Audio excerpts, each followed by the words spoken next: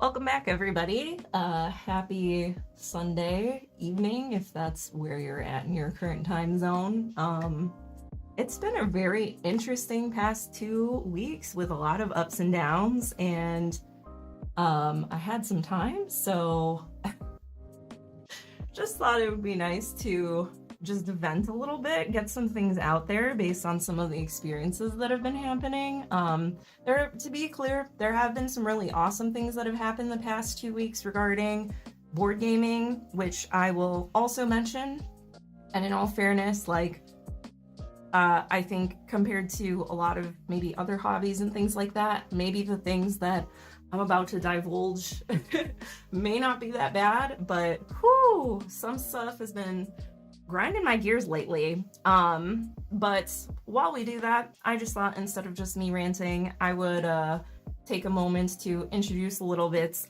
Recently, I got into building laws, and I have plenty of friends who are into Lego, but the appeal really never struck me until I found out how tiny the pieces could be. So this is the last build that I did of like a little bike shop. And it's got a lot of movable parts, like the sliding door opens, the trees and things, like all the lanterns, and it's got just like a nice little bar set up in there. So that's great. You switched to Lego. Hey, what's up? Check it out. So yeah. Yeah, I'm not too worried about the value. It's mostly for me just to like de-stress and have something to fiddle with. My hands, they tend to be very fiddly in general, and so this is something that has helped me de-stress a little bit, so I figured it would be a great activity to divulge into as we get into some of the fun things that have been happening recently with board gaming, or at least that I've encountered. And while I'm at that, if you have any fun stories that you'd like to share, feel free to leave them in the chat. So thanks for joining live, everybody.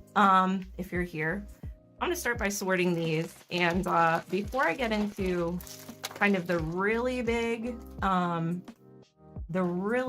thing that was very frustrating, not yesterday, but last weekend, I'll just share a fun little thing that happened yesterday. So, yesterday, I went to a board game meetup at a local game store, and it was a night where they keep the store open a little bit longer, and just generally so that people can play longer games and things like that. And I will say that typically the crowd at this particular store is pretty good. People are generally very open, very courteous and things. And so I was anticipating that would be the kind of tone of things and everything. Was genuinely excited to go, albeit a little tired from my week personally. And oh my gosh, just a little open. And so I was generally looking forward to it. I had some new games that I was excited to share, which part of the really awesome things that happened this past week was that Genius Games reached out. I actually did a live stream on Friday. They were kind enough to send me a copy of Ecosystem Coral Reef and First in Flight. So I had read those, I brought them with, I soloed Ecosystem when I was waiting for people to get there and set up. And we had a group of 4 who was planning on playing Arborea, so I was pretty excited for that. Yeah, JP, I'm aware. One of the things that I read when I got into laws was that they're like, oh, the bags are unnumbered, unlike Lego, so it's like a puzzle where you have to sort through everything, which I also love puzzles, but I can see how that would be frustrating for some people. But speaking of frustrating, so we had a group going. One of the people in the group canceled. Arborea plays up to 4, and it wasn't a big deal because apparently the best player count, or best suggested player count, is 3 anyway. So was looking forward to playing it, getting settled, had our group already pre-picked out and everything. And as we were setting up and getting ready, there were more people showing up. you know, settling down into games. A lot of people organize which games they want to play ahead of time on Discord or via text or what have you. And then some people just show up as walk-ins or just show up open to play whatever and have some games perhaps. Let's set the stickers aside. And so we were getting ready to get started, and there was an individual at the table next to us who looked like they were just there to, you know, play some games and had brought quite a few things. And they started addressing these two people that were at a table next to us, you know, asking if they were playing anything, if they were looking for a game to play, and then was kind enough to invite them over to play a game with them, which is like, great, that's how it should go. You see somebody, you're looking to play a game, you see somebody else looking to play a game, and you invite them, you know, if you have a selection of games you think they might be interested in. So it seemed like totally normal interaction until the person who was inviting the other two people to play a game then pointed to our table and said, oh, well, they're about to play Arborea. That plays up to 4. Points to one of the two people they had invited to go play with them and said, why don't you go play Arborea with them? To be clear, this is not somebody that I had ever spoken to. This is not somebody that spoke to anyone at our table. Being that I was there before the event started, setting up and everything, I can say that with full confidence. And in no way, shape, or form, you know, had asked like, oh, do you guys want to have another player or something like that or anything. Was just like, oh, well, they're playing 4, go ahead over there.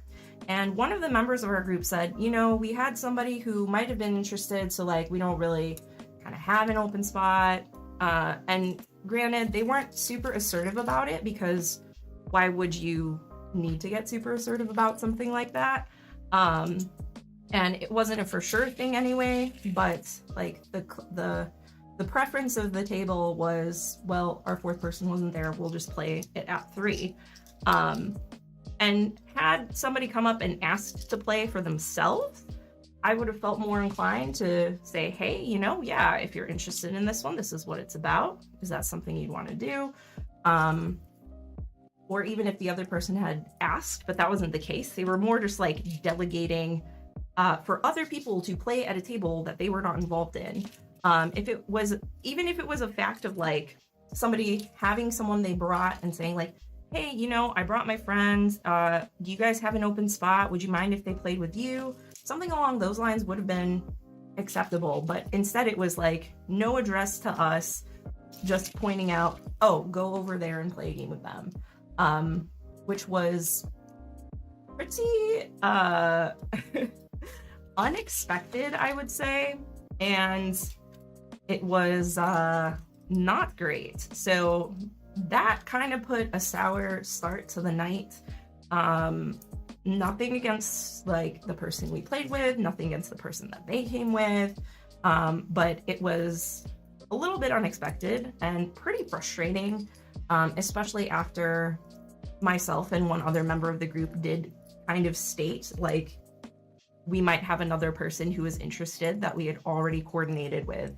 But as I said, not the end of the world, just a little bit frustrating. But that was coming off of the previous weekend where I was at a board game convention, and this was just like a small local con. But yeah, I agree. So thank you. That is exactly what was frustrating about it, was the entitlement in thinking, hey, I can just delegate for people that I'm not here with to play with other people whom I'm not at a table with and not even, you know, don't know them, didn't even have the courtesy to like introduce myself, or we weren't talking beforehand. Again, there are like so many things that could have been done or handled better. I'm not saying that like it's bad to, you know, request that people have somewhere to play. I think that that's great, and that's part of the reason why I like to go to these meetups, is to meet new people in the hobby and, you know, broaden my horizons in that way. But the way that it was handled was just really, really icky. And had it been like, even if it had been someone who worked at the store, for example, they would have had more authority to try to like make sure that everybody was trying to have a good time and what have you. But it was just a random person who I personally had never seen at the store before, just acting like they owned the place. So that was really frustrating, if I'm being honest. What type of house is this? So this is actually, it's a train station. But yeah, and like I said, you know, didn't let it ruin the entire night. I was pretty disgruntled at the time of it happening, but you know, the people that I was directly playing games with and stuff, it's like, it's not that they were at fault or anything. So just tried to like put it to the side and move on. But that was a pretty minor thing. The next thing that I wanted to get into was something that was a little bit more egregious and something that's been somewhat ongoing. So it's probably, especially if, you know, you've been around on the channel for a while or anything like that, you'll probably notice that I don't go to a lot of board game conventions. I go to a couple local ones and a couple local meetups, but in terms of big ones, like I've never been to Gen Con, even though it's nearby from where I live. I've never been to Essen. I've never been to any of the big like Dice Tower playing cons, never been to any Board Game Geek cons. And part of me feels like, yeah, I would really like to go. I think there's a part of me that would really enjoy those places. I would love to get to meet more people in the hobby that aren't necessarily immediately in my local area. I would love the opportunity to play games. I think the big thing for me is definitely connecting with people that I've met online that we don't have the opportunity to play games, you know, in person with. And I feel like that would be really awesome. And I feel like it would be also very cool for some of these bigger conventions, especially, to be able to go and meet designers, meet different publishers, just people that I look up to in the industry, and be able to just like talk with them, express my gratitude and appreciation for what they do. And so for me, it seems like that would be, you know, something I would like to do. That being said, it also, the other side of that, of why I haven't gone, is because of just some of the things regarding, like, for me, I'm very sensitive to a lot of things consumerism based, which board gaming and like any hobby is, a lot of them are consumer based, full acknowledgement. And I'm just gonna put all these little pieces, I think, off to the side. I was sorting all the brown, but I feel like that's not super conducive to what's happening here. I think that's pretty close enough for starters, at least. So yeah, the idea of paying a bunch of money to go pay MSRP for a bunch of brand new hot games isn't really one that is extremely appealing to me. With a lot of games, like, I'm usually not super hot up on the take. I like to see a little bit of like how the game plays out before I do it. I'm not huge on Kickstarter, and so with these bigger conventions and things, that's something that I'm always having in the back of my mind, is like, you go, you're tempted to buy games. It might be cool to preview games or give feedback and stuff, but like for me, it's not as big of a part of the hobby. So that's a big part of, you know, what happens at a lot of these bigger consumer-based conventions. So that already like gives me a little bit of anxiety.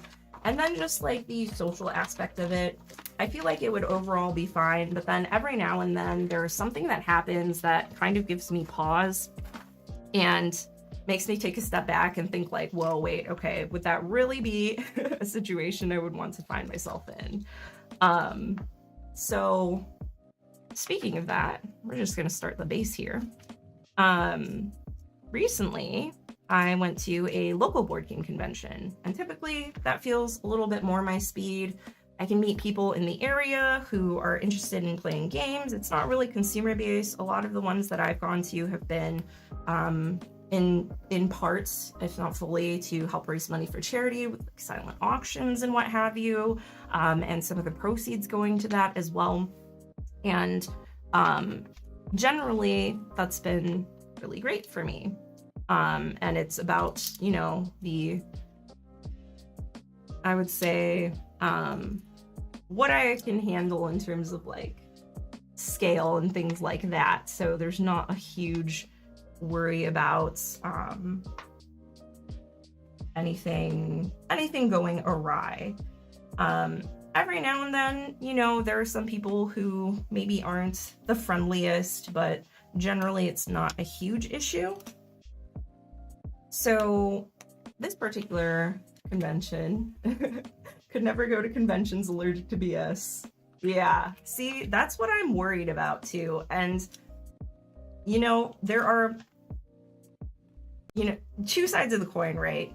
To be fair, there are some amazing individuals in this hobby that it astounds me how good-natured a lot of people are, how generous, how like welcoming. So a majority, I don't know if it's a majority, but at least from my experience, a majority of people are in the hobby. That goes for community members, like people who are just consumers or enjoy board games. That definitely goes for publishers, designers, like the number of people who are in the hobby because it's what they love to do, and they're just so thoughtful and so genuine and caring is pretty mind-blowing. Like I would probably tend to be cynical and be like, nah, that ain't real, but like having experienced it firsthand, it's like something that's undeniable in my mind.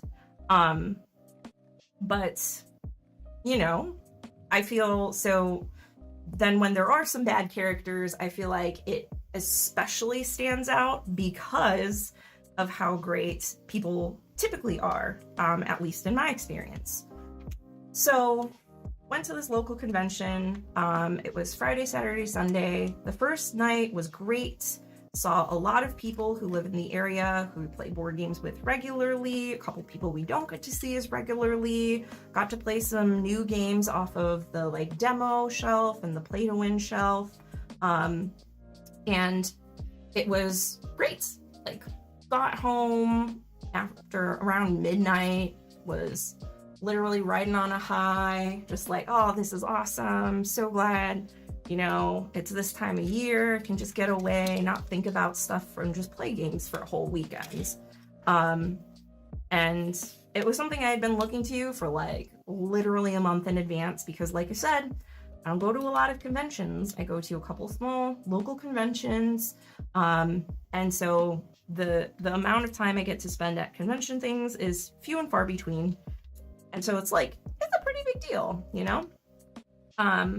So day one was amazing. Loved it. It was great. I had a blast and I was super looking forward to day two. Day two comes around, and ooh, there's a little flower stuck on here.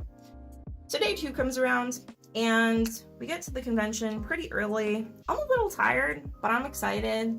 Meet up with some people there who, we plan on playing some games together. And in my mind, I'm thinking Friday's pretty low key historically for this particular con. Ooh, this is like a little, it's already like this, whatchamacallit, I don't know, taupe? Is that a color?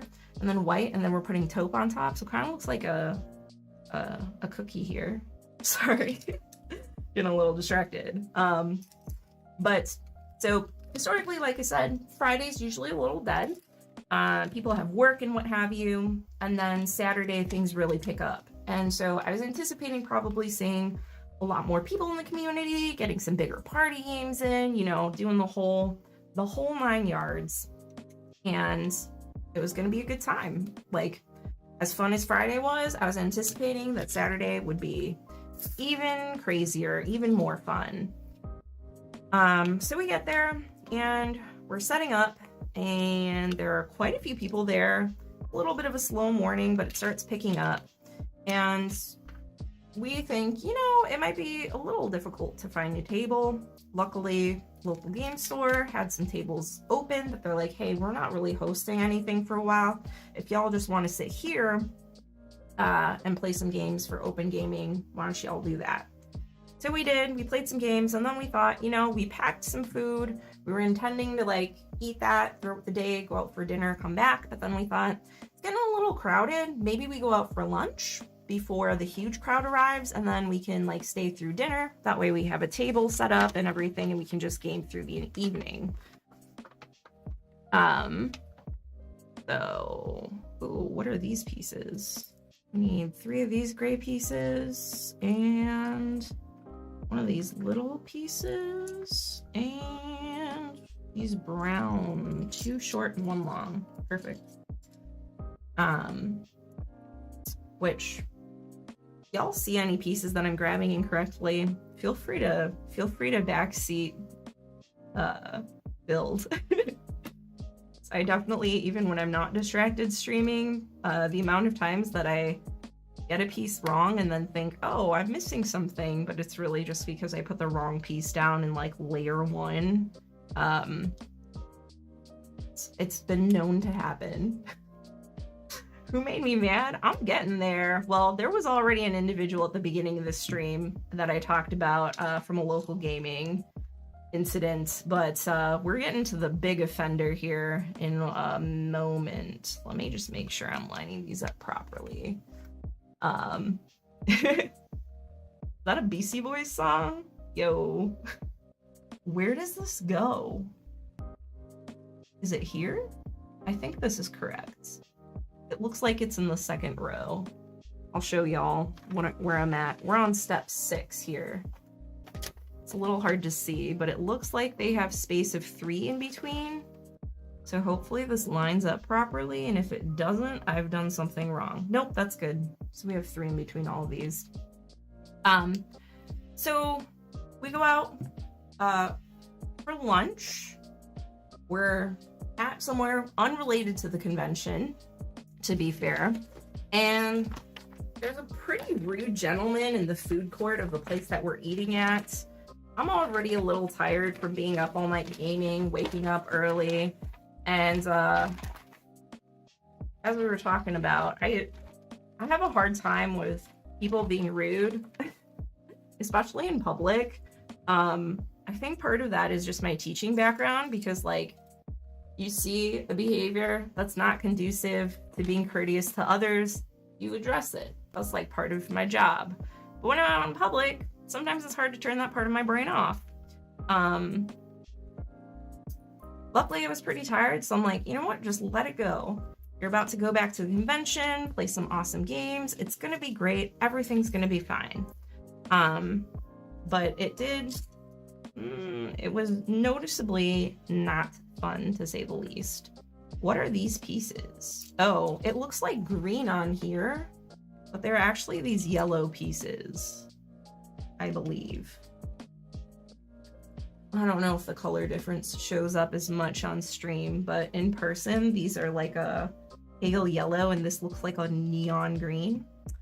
That's what I get for, you know, the not real Lego, right? But they're so tiny and cute. I can't help it. And this is gonna go 1, 2, 3, 4, and this one goes here. Nope, it's a smaller one. And we have some little 2 brown pieces. Teaching background makes sense. Big teacher energy. Yep. that is,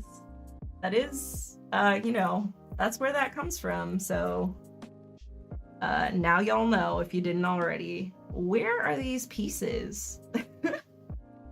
Okay, wait, what? Y'all, there's some tiny 2 brown pieces. These are bricks though. And this has a little, what is the word? Attachment? Accoutrement? What is an accoutrement? Is that an attachment on the end? I can't find these little 2 browns. Oh no. Yo, wait. Nope, that's just a flat piece. Hold please. The dramatic tension is building.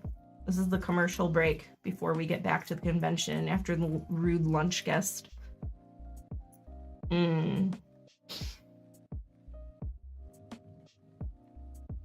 Me and my wife and I, geez, woo. My wife and I did Dice Tower Cruise, so if the people sucked there, it was the cruise stuff. That's fair.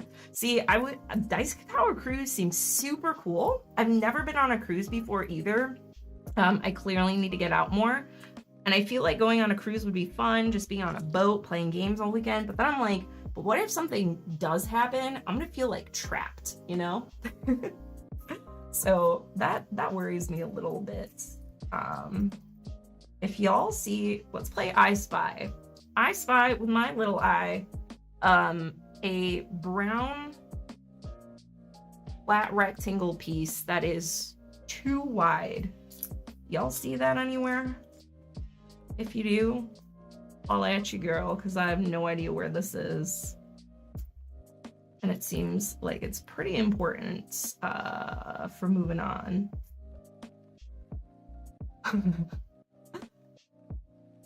Ooh, a balcony to not feel trapped. That's fair, that's fair. I think like not so much with the space, but just with the people. Like even if there was just one person who got under my skin and I had to be on the boat, even if I didn't have to see them, just knowing that they were like on the boat with me and that I might run into them, I don't know. Is that social anxiety? Do I have that? See parts on my phone screen without glasses? Nope. All right. Well, I have a feeling you'd be about as successful as I am because I cannot find this piece. I might just have to continue on and hope that I find it later. Come back to it. I don't know. We'll see. I did start separating out brown, but these are not the correct length. Ogle? How is it pronounced? So yeah, we might move on and see if we can come back to wherever this little piece is. But that is unfortunate. And the gray piece looks like it's 4 long as well, but if I line it up here, it's too long. Oh no, it seems like some mistakes have been made. Oh, you want to know why? Because this is supposed to go here. We've already messed up. Oh yeah, no, that's totally fine. Fake Lego. That's fair. To be fair, I don't even think this is like Law's brand. I think this is a different brand, but the train station and the little like beer house were super cute, so I couldn't resist. We're just gonna pop these off. It did come with this, which I think is supposed to be used to get these pieces out, but oh, it's used for building on? Is that what that is? I'm not entirely sure. Like I said, I am a brand new novice to this particular hobby. We're just doing our best here. But does that mean that there's a longer brown piece too? 1 times 8? This is 8! What is going on? What is happening? 1 times 8, that is it. Oh gosh, y'all. Mega Blocks, Pokemon license. Ooh, that's fair, that's fair. Sounds pretty cool. Oh, you know what? It's because these go on the outside. That's why. Hold on. I'm gonna get my, get my pliers? No. Oh, and these go to the back. So yeah, these were the right pieces. They were just in the wrong spot. Hey, it's crazy that Pokemon are still as popular as they are. Pokemon came out when I was in kindergarten, and it was in direct competition with Digimon. I was always a little bit more of a Digimon fan, if I'm being honest, growing up, but Pokemon really stayed the course. Like, I remember they used to have to ban Pokemon cards at school. They still do that. Again, teacher background. Still got kids trying to do like underground Pokemon trades and what have you. I'm gonna get my pliers real quick. Digimon any day of the week. That's what I'm talking about, yo. Speaking of real talk, man. Pliers. Good thing they're in this room.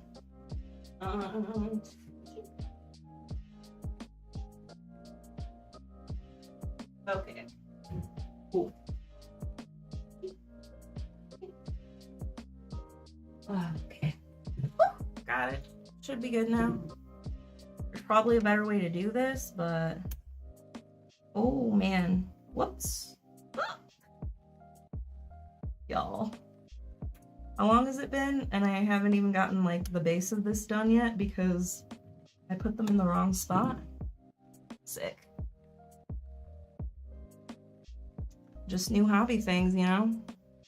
Let's try this again. So this goes in the back, and this gray block goes forward as well. Pokemon Gen 1, Digimon. Got back into Pokemon 5 years ago. Nice, yeah. They still have like Digimon cards and stuff. How do I use the tool separator thingy? Warcraft sets? I haven't seen those, dang. Never used metal tools. Well, y'all, it's too late. How? What? Where? Under here? Is it this? I've heard, by the way, that these are great for Dice Forge, for the other stuff. Bye, Trevin.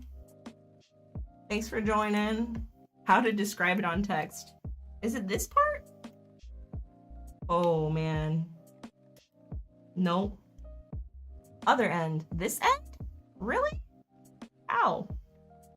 Do you stick it on there and then like lift it up?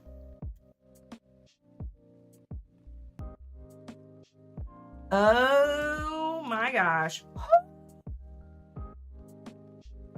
I feel like I don't know if y'all I don't know if y'all watch It's Always Sunny in Philadelphia, but I feel like Charlie Day's character, Charlie Kelly, when he just like is pulling out his teeth and they just pop out. Oh Lord.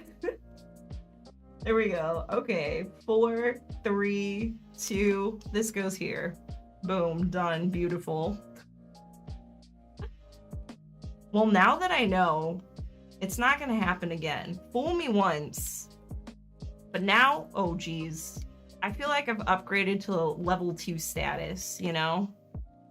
In the hobby. I'm working my way up. God sent you to this video for this perfect moment. Yes. Preach.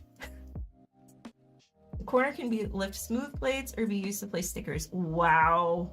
Woo! This is changing my life. Okay, but is it big enough to do this one? Because I just put down the wrong one. Oh my gosh. Y'all, my life is changed for the better. And this goes on the outside too. I gotta make sure to do that. Sweet.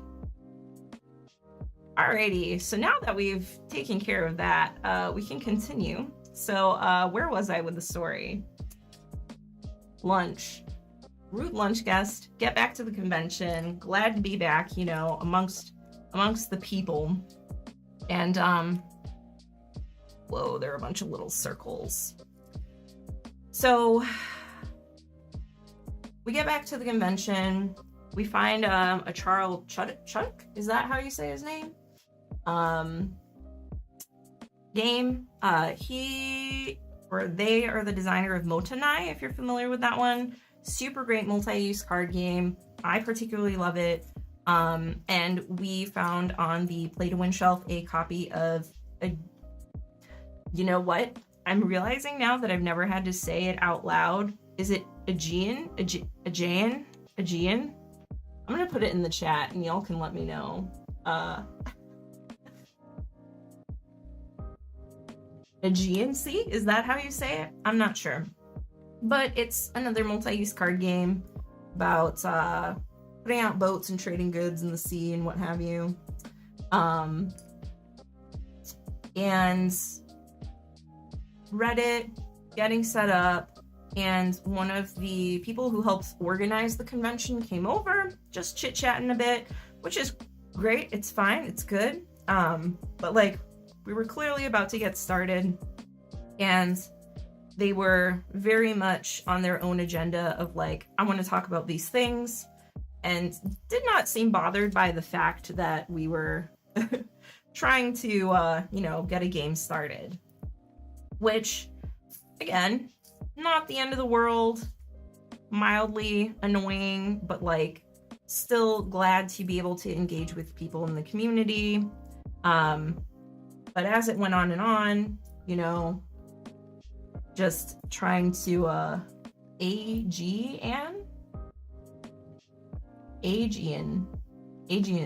agency, thank you. But as the conversation is going on, it's clear that I'm not the only person getting impatient about wanting to get the game started, and so that's a little frustrating. But again, not the end of the world. Appreciate people being social, and, you know, that's part of what the convention is for. However, then they utter some words that my ears immediately perk up over, which are the words that, yeah, so I think we're going to change how we do the play to win this year. So a little bit of history with that, and feel free to chime in the chat if y'all have experience with conventions and play to win. But from my understanding, the way that it works typically is you sit down, you play a board game, you learn it, you play it, and if you're interested in winning it, then you're entered to win it. And it's per game. So another convention that I go to works that way. This particular convention that I go to used to work that way. However, like 4-ish years ago, before the pandemic times, we were playing a lot of the play to win games. They have like tabletop RPGs and other things as well, but for me, I'm there for the board games, you know what I'm saying? So we were busting through the play to win games, and we noticed that they had like a binder, and they had a sheet for each of the games. And after you play the game, they said, like, you know, if you're interested in winning the game, write your name down. We're going to do a random draw for each game towards the end of the convention. But as we're playing some of the games, we're pulling them off and like, man, this one's still in shrink. Like, it's not even been opened yet. That's pretty crazy. Awesome. And then we go to the binder and see that people, particularly one individual, had already written their name down to win some of those games that had clearly never even been opened, or the shrink was off, but the cards were still packaged and what have you. And so it's like, hey, you know, that's not cool, because clearly somebody's not actually playing the games. They're just trying to scam the system and put their name down to win as many games as possible without actually playing them or what have you. And it was A, suspicious because they had their name down for so many games so early on, and B, like I said, there were a couple of the games that we even went to, hang on, I gotta take a peek at this a little bit more closely to make sure that these are in the right spot. There we go. And then we have this L-shaped piece here, and we have a little flower on a little pedestal. But there were some games that, like I said, the components weren't even taken out of the shrink wrap or what have you. So it was clear to us that, like, hey, beyond a shadow of a doubt, this person is not playing. I don't know if it was any or if it was just some of the games, but there was some foul play. So we went to the event organizer and said, like, hey, hate to break it to ya, but unfortunately, this is happening. This is, you know, the evidence that we saw. Feel free to go check it. Like, once we noticed the pattern, we even kept one of the games in shrink before we played it and brought it over to them to bring it to their attention, to be like, look, this is signed out by this person. It's not even open. It's the only copy of this game here. Like, we checked, we wanted to give the person the benefit of the doubt, but, like, unfortunately, this is the situation that we're in. So after that, they changed how they did the play to win. I think it was last year, they officially changed it so that you could only win one game, and then, you know, once everybody had won a game, then maybe you could go and win a second game, to make it a little more fair and to de-incentivize people from just blatantly cheating and writing their name on every single game. So now people would hopefully only write their name on a game that they actually wanted, and that would, you know, take care of that problem. So where does this go? Oh, it goes in between. I see. That was a little confusing. So they changed it, and you know, it's like, that's fine. Ultimately, it helps to get rid of some of that issue, and it's will hopefully mean that more people who are playing, it'll take out some of the RNG of just like rolling a random die to see for each game who wins, because like conceivably with that, one person could win every single game with that system. Not that that's likely to happen, but you know, it's spreading the wealth a little bit, and like, who's going to be a grouch about that, right? But then, like I said, one of the organizers of the event who's volunteering there all weekend came up and said, you know, hey, like, we're thinking about changing the play to win because some people are playing a lot of games and some people aren't playing so many. And like, the impression that I got was that they were saying that they were just going to put everybody who played a game into a pool and draw names, and then they would get to come up and pick whatever game they wanted, regardless if they signed up for specific games, which maybe I was just super tired and not understanding correctly, but that was the impression that I had gotten from listening to what they were saying. And one of the reasons why they had cited that was because they also were invested in the play to wins.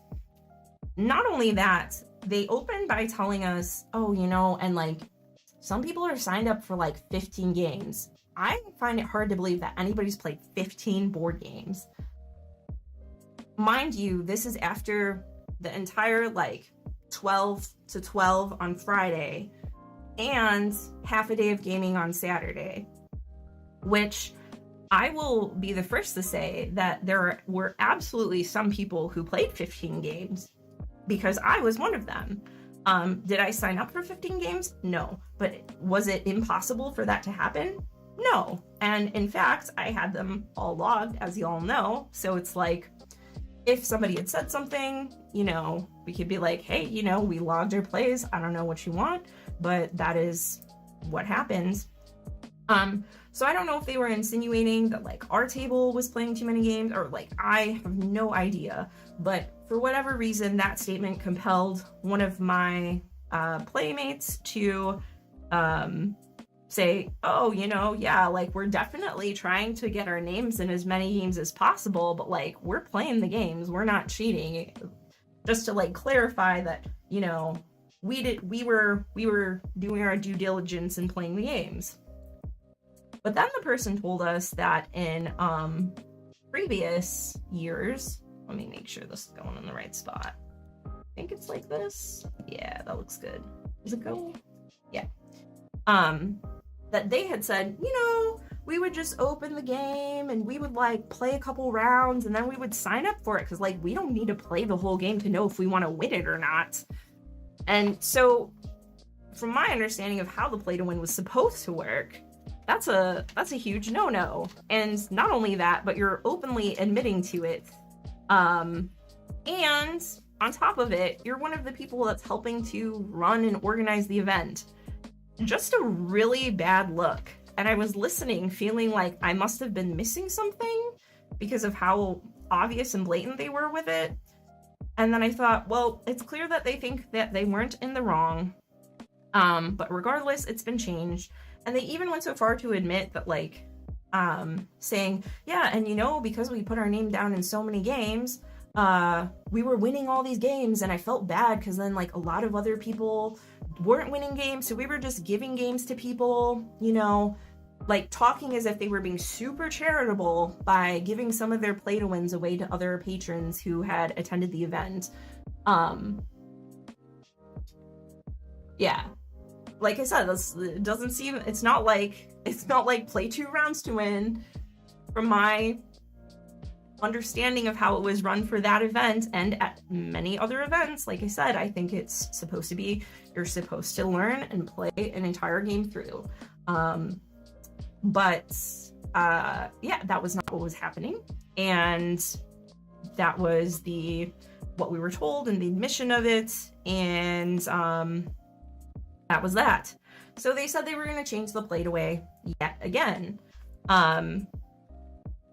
Even though it had already been changed from you're not eligible to win every single game. You win one game, and then, you know, if it comes around that there are some people who have not won, then perhaps you could win more later. Where does this chair go? I think it's here. No, it is 1 dot, 2 dot. It is a little difficult to see. I think it goes here. We're just gonna put that there, and if it turns out it goes somewhere else later, then I will move it. Does it touch the table? It looks like it does. Cool. Yeah, very allergic. So I was sitting there listening. I was pissed off because I wanted to play freaking Aegean Sea. And they were talking and talking and talking while we were clearly wanting to get started. And B, they maybe, I don't know if they intended to or if it was even related to us, but for whatever reason, enough so that one of the people that was at my table insinuated that perhaps we were cheating, blatantly admitted to cheating in the past, and that's one of the reasons why they had to revise the system to make it more fair, and then saying they were going to change it again.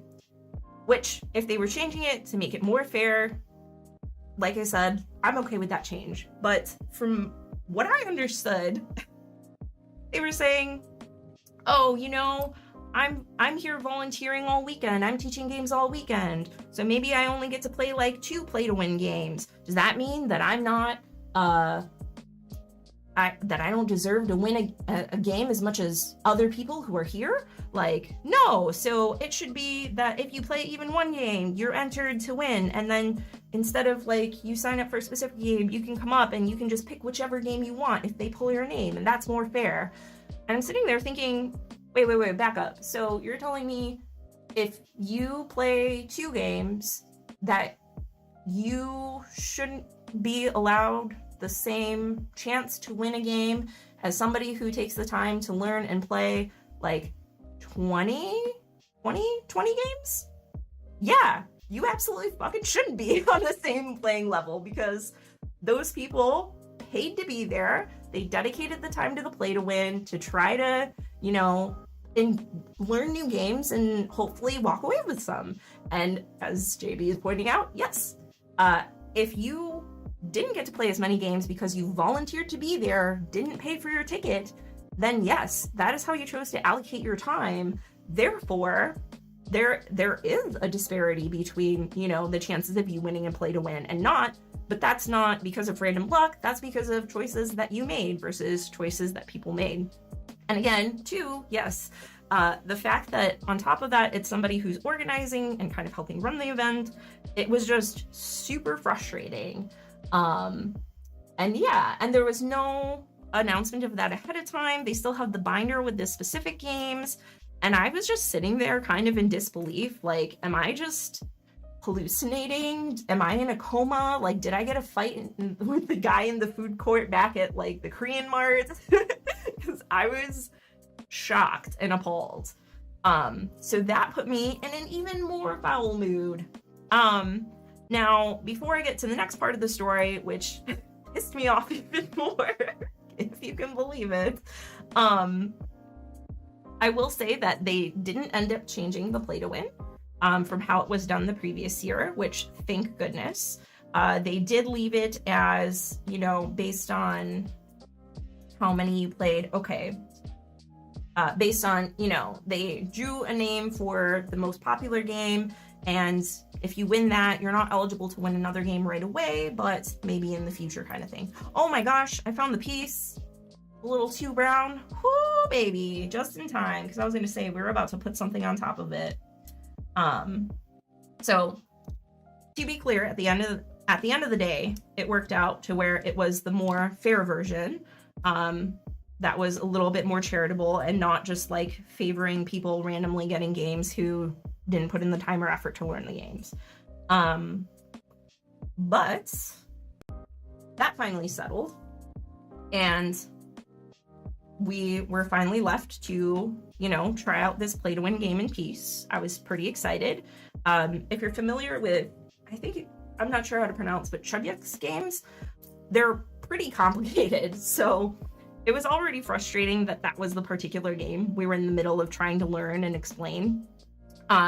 Because they're not an easy learn, they're not an easy teach. if you haven't played them before. And especially like I had played one of their games before, Mota and I, but the other two people at the table absolutely had not. So it was already going to be a little bit of a dicey situation in terms of like getting it to the table and getting it played. So we finally get back to teaching, pretty much have to start from the beginning because this has been going on for, I don't even know how long. It must have been at least like 7 to 10 minutes of being talked at and being frustrated and confused. So, we finally get into it, explain the game, and then we set up. We're like in the middle. We like do one round, say like, okay, that's pretty good. Let's move on to round 2 kind of thing. And somebody walks up, out of my peripheral. They've got a big gaming bag and they address us and like, hey.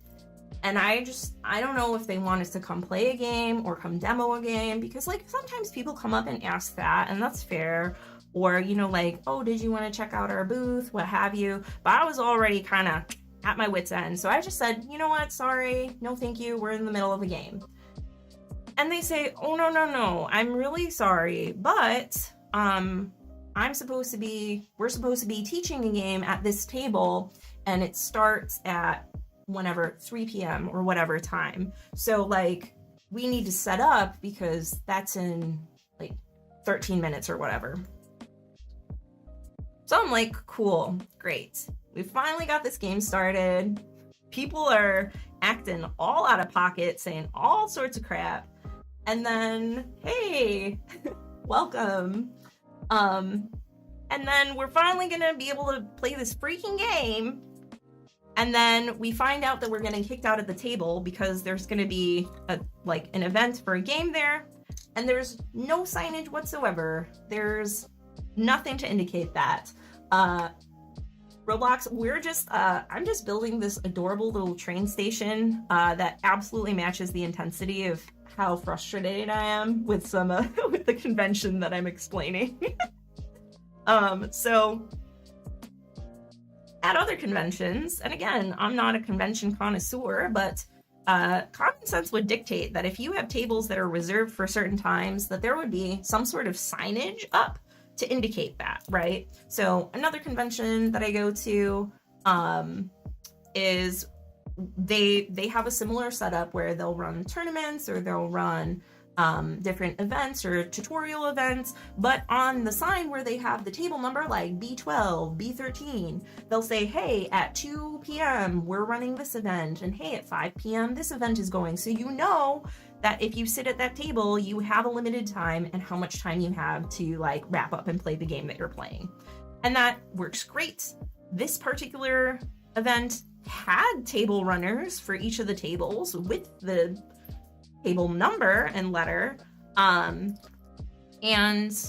they had so they had that already, like it was already printed, they were already labeled, there was just no indication of which events. So I'm sitting there like, great, it's not the people's fault who signed up to teach, they're probably volunteering their time, I would assume, but like the fact that that wasn't indicated anywhere seems like a pretty big oversight in terms of just like the convention in general and how things were set up. So frustrated to say the least. Get up, look around, realize, hey, anticipated Saturday would be busier. Not only is it busier though, it is packed. It's one big ballroom at the hotel, and there's maybe one other table that I see that is open. So I go over and I noticed somebody that I had met earlier in the convention who said that they would be teaching games all weekend. And I asked them like, hey, is this your table? Like, are you going to be teaching here, or what's up with that? Is this table open? And they say, oh yeah, you can have the table for like 20 minutes and then I have to teach a game. So I'm like, cool. Looking around, there are literally 0 tables open, no space. Every single table is taken except for this one table that's going to have an event running in 20 minutes anyway again. So I'm just like, great, awesome. Paid to be here. the people running it are trying to game the system, and they're here to win free games, even though they're volunteering. And people at the food court, unrelated, are just being jerks. There's no space. Why am I even here? So I was pretty frustrated at that point.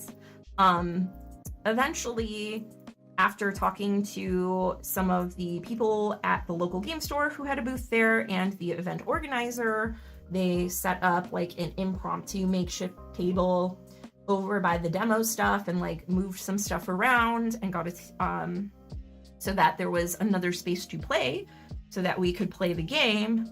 But like the part that's extra frustrating is a detail that I left out from the previous evening that I became privy to when we were driving home. So my partner had told me that they were talking with the event organizer Friday nights, and they had said, oh, I'm really nervous for tomorrow because we have a lot of events that were signed up, and unfortunately we also sold a lot of tickets. So I'm not entirely sure how that's going to work with tables and with space. So this is frustrating because it's like, wait a minute. So you knew ahead of time because you have the ticket sales. You're the one, signing up the events, getting the volunteers in, dedicating table space. You know ahead of time that you might not have enough space, which that shouldn't even come up because you should know the capacity and like how many tables you have available, what the capacity is for the ballroom. Like, it's a freaking safety hazard if it's overcrowded or if there's not enough space to set up tables and like traffic, like, and again, maybe this is just me and my teacher brain, but it's like, if you don't have the place set up in a way that's conducive to the worst possible scenario, that's a big liability. So that's frustrating. On top of that, even if, there's not a fire or a natural disaster or anything, which to be clear, there wasn't, but like, even if you have people paying money to come to your event, full well knowing that there's a chance that there may not be space for them to be there and participate, seems really frustrating. And that is indeed what ended up happening. And I was getting worked up, and people were like, oh, but it's okay, they set up this extra table for us. And in my mind, I'm thinking, okay, but we still had to change tables and like spend all this time looking for a table, take down the game we were playing, reset it up, and not to mention, it's about to get even more busy. Like, what happens to all the people who come in who aren't at a table and they don't have extra tables to set up for them because there literally is no space? So at that point, I was pretty done. I don't know if this is a common occurrence at conventions or what have you, but it was not favorable. And beyond that, it's like people will make mistakes. If this was the first time you're running a convention and you literally just did not know and were not prepared, and you apologize or whatever, that's one thing. But to have been running conventions for as long as this one has been going on, to know ahead of time that there are going to be issues, to not communicate that clearly or to make contingency plans, it was just very, very frustrating. Kind of seeing it unfold in real time, and then also knowing some of the back end stuff about they were well aware ahead of time that this was going to be a likely issue and that there was nothing done about it. So yeah, that was super fun. We ended up staying not the whole rest of the evening. We ended up, like, the event went until 11 or shortly after. We ended up piecing out like a little before 9 or what have you. So that was that. But yeah, generally speaking, it was pretty frustrating. I think especially coming off of that Friday and like how great things were, how excited and hyped I was. It was a big bummer, to say the least. But yeah, I don't know if y'all have had any experiences similar to that, but whoo, baby. Was not a fan. Yeah. Yeah, I agree. And it's like, you know, like I said, for me too, I don't know if I was just a little more sensitive to it, because for me, I don't go to a lot of conventions. So I was especially excited for this one to like get out for the weekend and be, you know, in a stress-free zone, get to play board games all day with, you know, the bros and other people in the community and make new friends and just like positive vibes. And then all this kind of happens and falls apart on Saturday. And I'm just like, whew, man, why am I even here? This is a local convention. I don't want to like shout out, you know, exactly where or anything, just for privacy things, and also because I, you know, genuinely don't think that anybody meant any ill will, but at the same time, it's like, yo, that's still kind of unacceptable. But yeah. Only board game con I've been to is PAX, and even there it can be tough to find a free table on Saturday. Yeah. And I feel like with that, you know, being that it's a larger convention, you have more people running it, you have more people with more experience. It shouldn't be that challenging to make sure that there's at least kind of adequate space. But yeah, with this one, definitely the the amount of people there and what have you is a lot more manageable to kind of make sure that there are an appropriate amount of seats. It's not like thousands of people there, right? And then you're short a few tables. It's like maybe upwards of like 200. So it's if you're short a few tables, it's not like a small percentage that you're off, if that makes sense. It's like a fairly large percentage of people that could be affected. Yeah. And someone who organizes local cons, sorry you had a bad time. I don't know the whole story, but hopefully the con itself isn't to blame. Yeah, thanks. And like I said, there are a lot of things that they do well. Like they have a silent auction for charity that runs pretty smoothly every year. And in general, like I'm very excited and grateful that there even is like a local convention where I've had great experiences in the past and can meet new people and try new games and, you know, have that kind of escape for the weekends to just get away and focus on the hobby. Typically people there are super nice. Like I said, in the past, there was some indication of some people cheating, and unfortunately it was people who were like running the events or volunteering there at least. But yeah, I don't know. Generally, not a problem.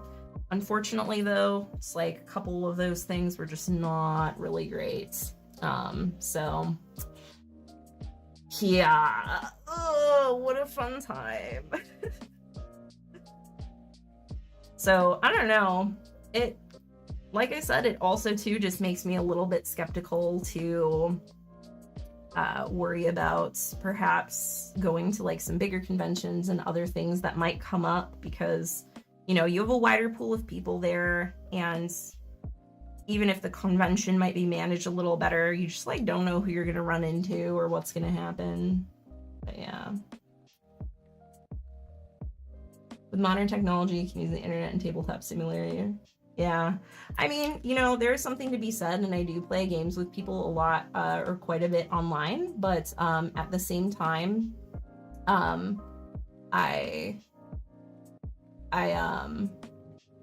hang on one second.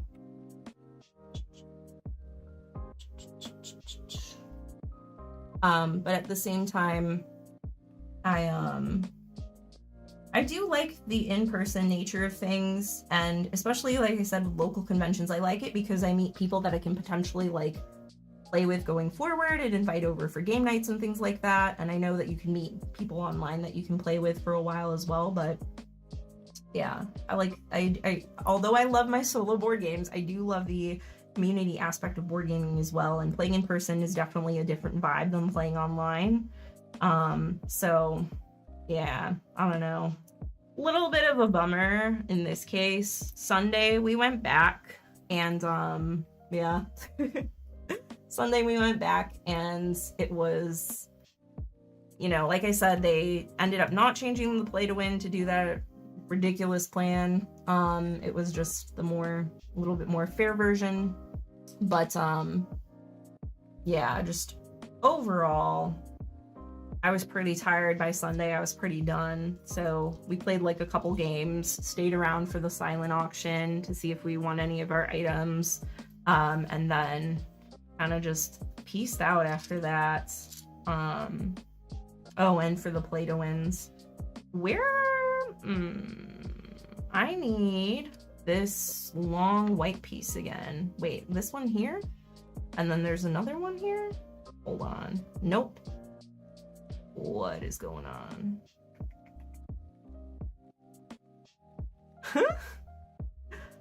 Yeah, flipping the table is a little bit more satisfying in person, I would imagine. Is that programmed in for Tabletop Simulator? That'd be pretty great. Except in Tabletop Simulator, you have to like pick up every piece, so you have to flip all the pieces individually. Yes! Oh, that's awesome. Okay, I just put the white pieces on a little bit wrong. That's a cool little nook there, though. So yeah, I don't know. I guess I just felt like, you know what? It would be nice to vent a little bit and get some perspective because I'm not huge on the convention going, and I don't know. I feel like I can't be the only one. Flip the whole table? All right, I'm sold. I'm there.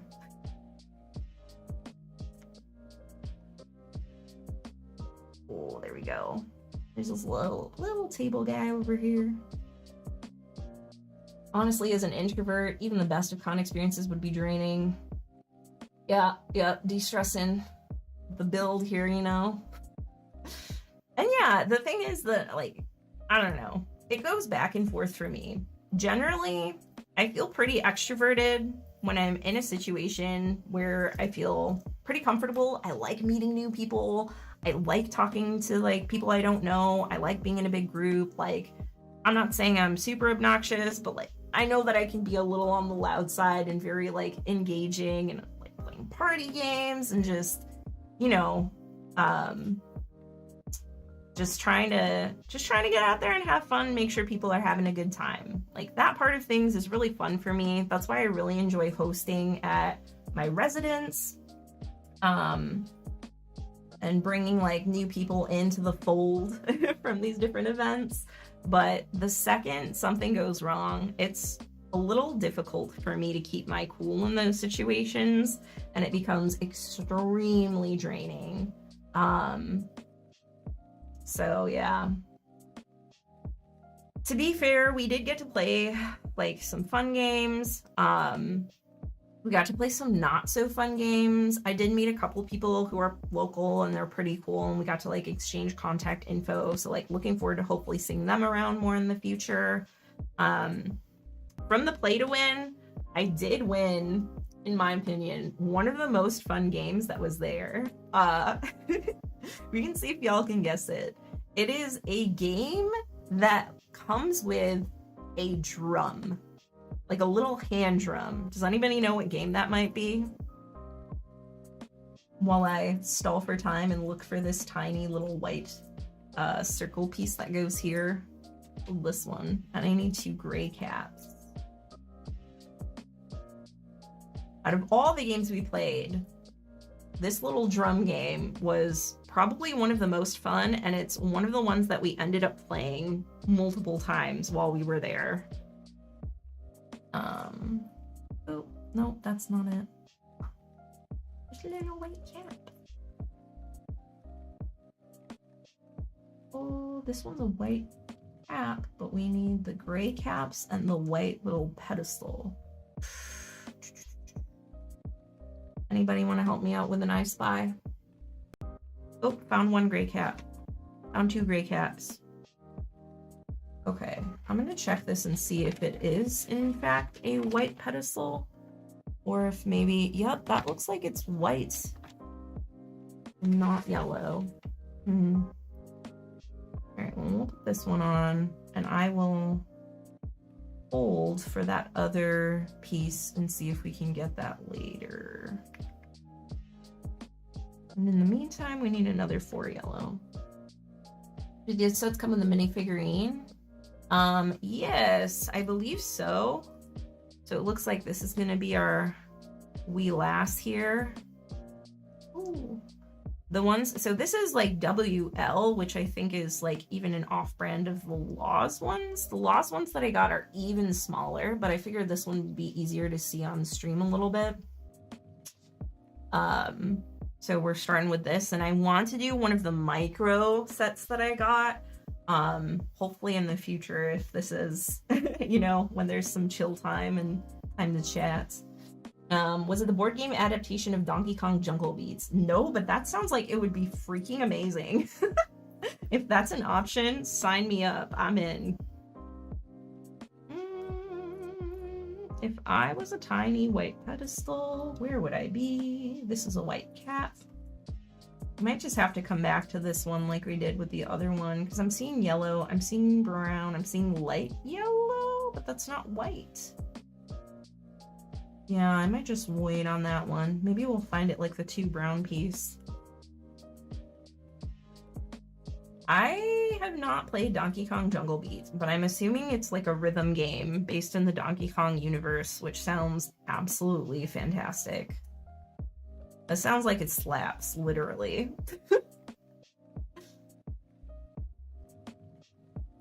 You traded it in? What were you thinking? Can you get it again?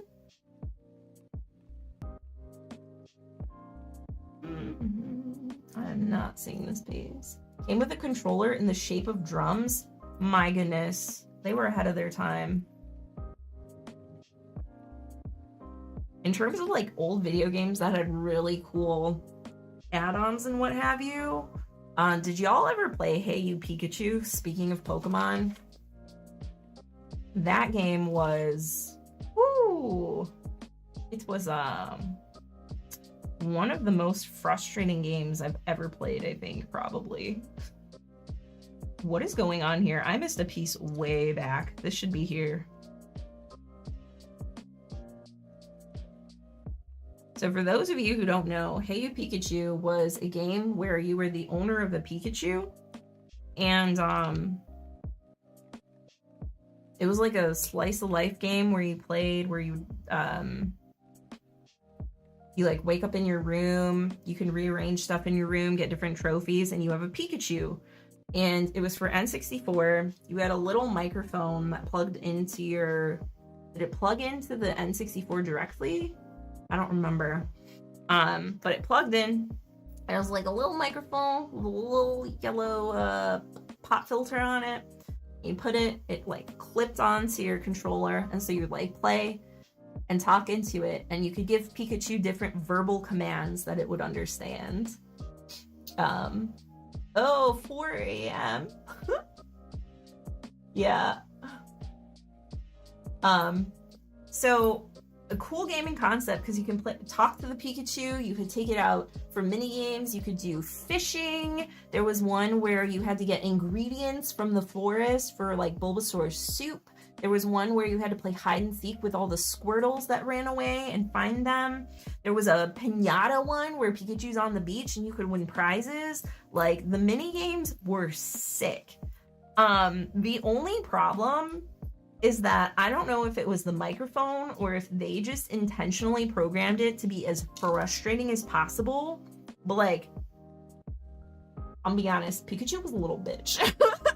Okay, like, you would work forever. You'd be like, Pikachu, go left. And it would look at you and be like, Pika. And it would go every other direction but left. Finally, you would get it to where you want it to be. It would be like a carrot, right? For the soup. And you say, pick up the carrot as clearly as possible, right? As few words like caveman brain. Pick up carrot. Look at you, smile, pick it up, super excited, and you say, awesome. The prompt to get the ingredient back to Bulbasaur for the soup, you would say, I think it was call Bulbasaur or whatever it was. Like, super simple command. And it would be like nodding its head like, okay, Pikachu. And then it would eat the carrot. Oh my gosh, it was the most frustrating thing on the face of the planet. And then as time's winding down, the sun's setting, it's getting dark, you got your mom calling you for dinner, being like, hurry up, don't be out late. And you're like, I just need this last ingredient for this stupid freaking soup. And it would like eat it or burn it to a crisp with Thunderbolt or something. It was ridiculous, man. Yep. There was one, I think, too, where it had to babysit Oddish and like, oh, it was a jerk, honestly. Hey, Kooky Craftables. Oh, thank you. I'm super glad to hear it. If you ever have any suggestions for solo game reviews, please let me know. At this point, I'm willing to review any game that isn't Hey You Pikachu because I feel like I'm getting Nom flashbacks just thinking about it. Oh my gosh. Toddler Tia dropping F-bombs at Pikachu. Literally, that's how it felt. And I'm not the only one. It wasn't just me sucking at the game. I remember being in like late junior high, early high school. We were on the trampoline with some of my buddies and we brought up Hey You Pikachu and unanimously everybody agreed like, yeah, Pikachu was a fucking jerk.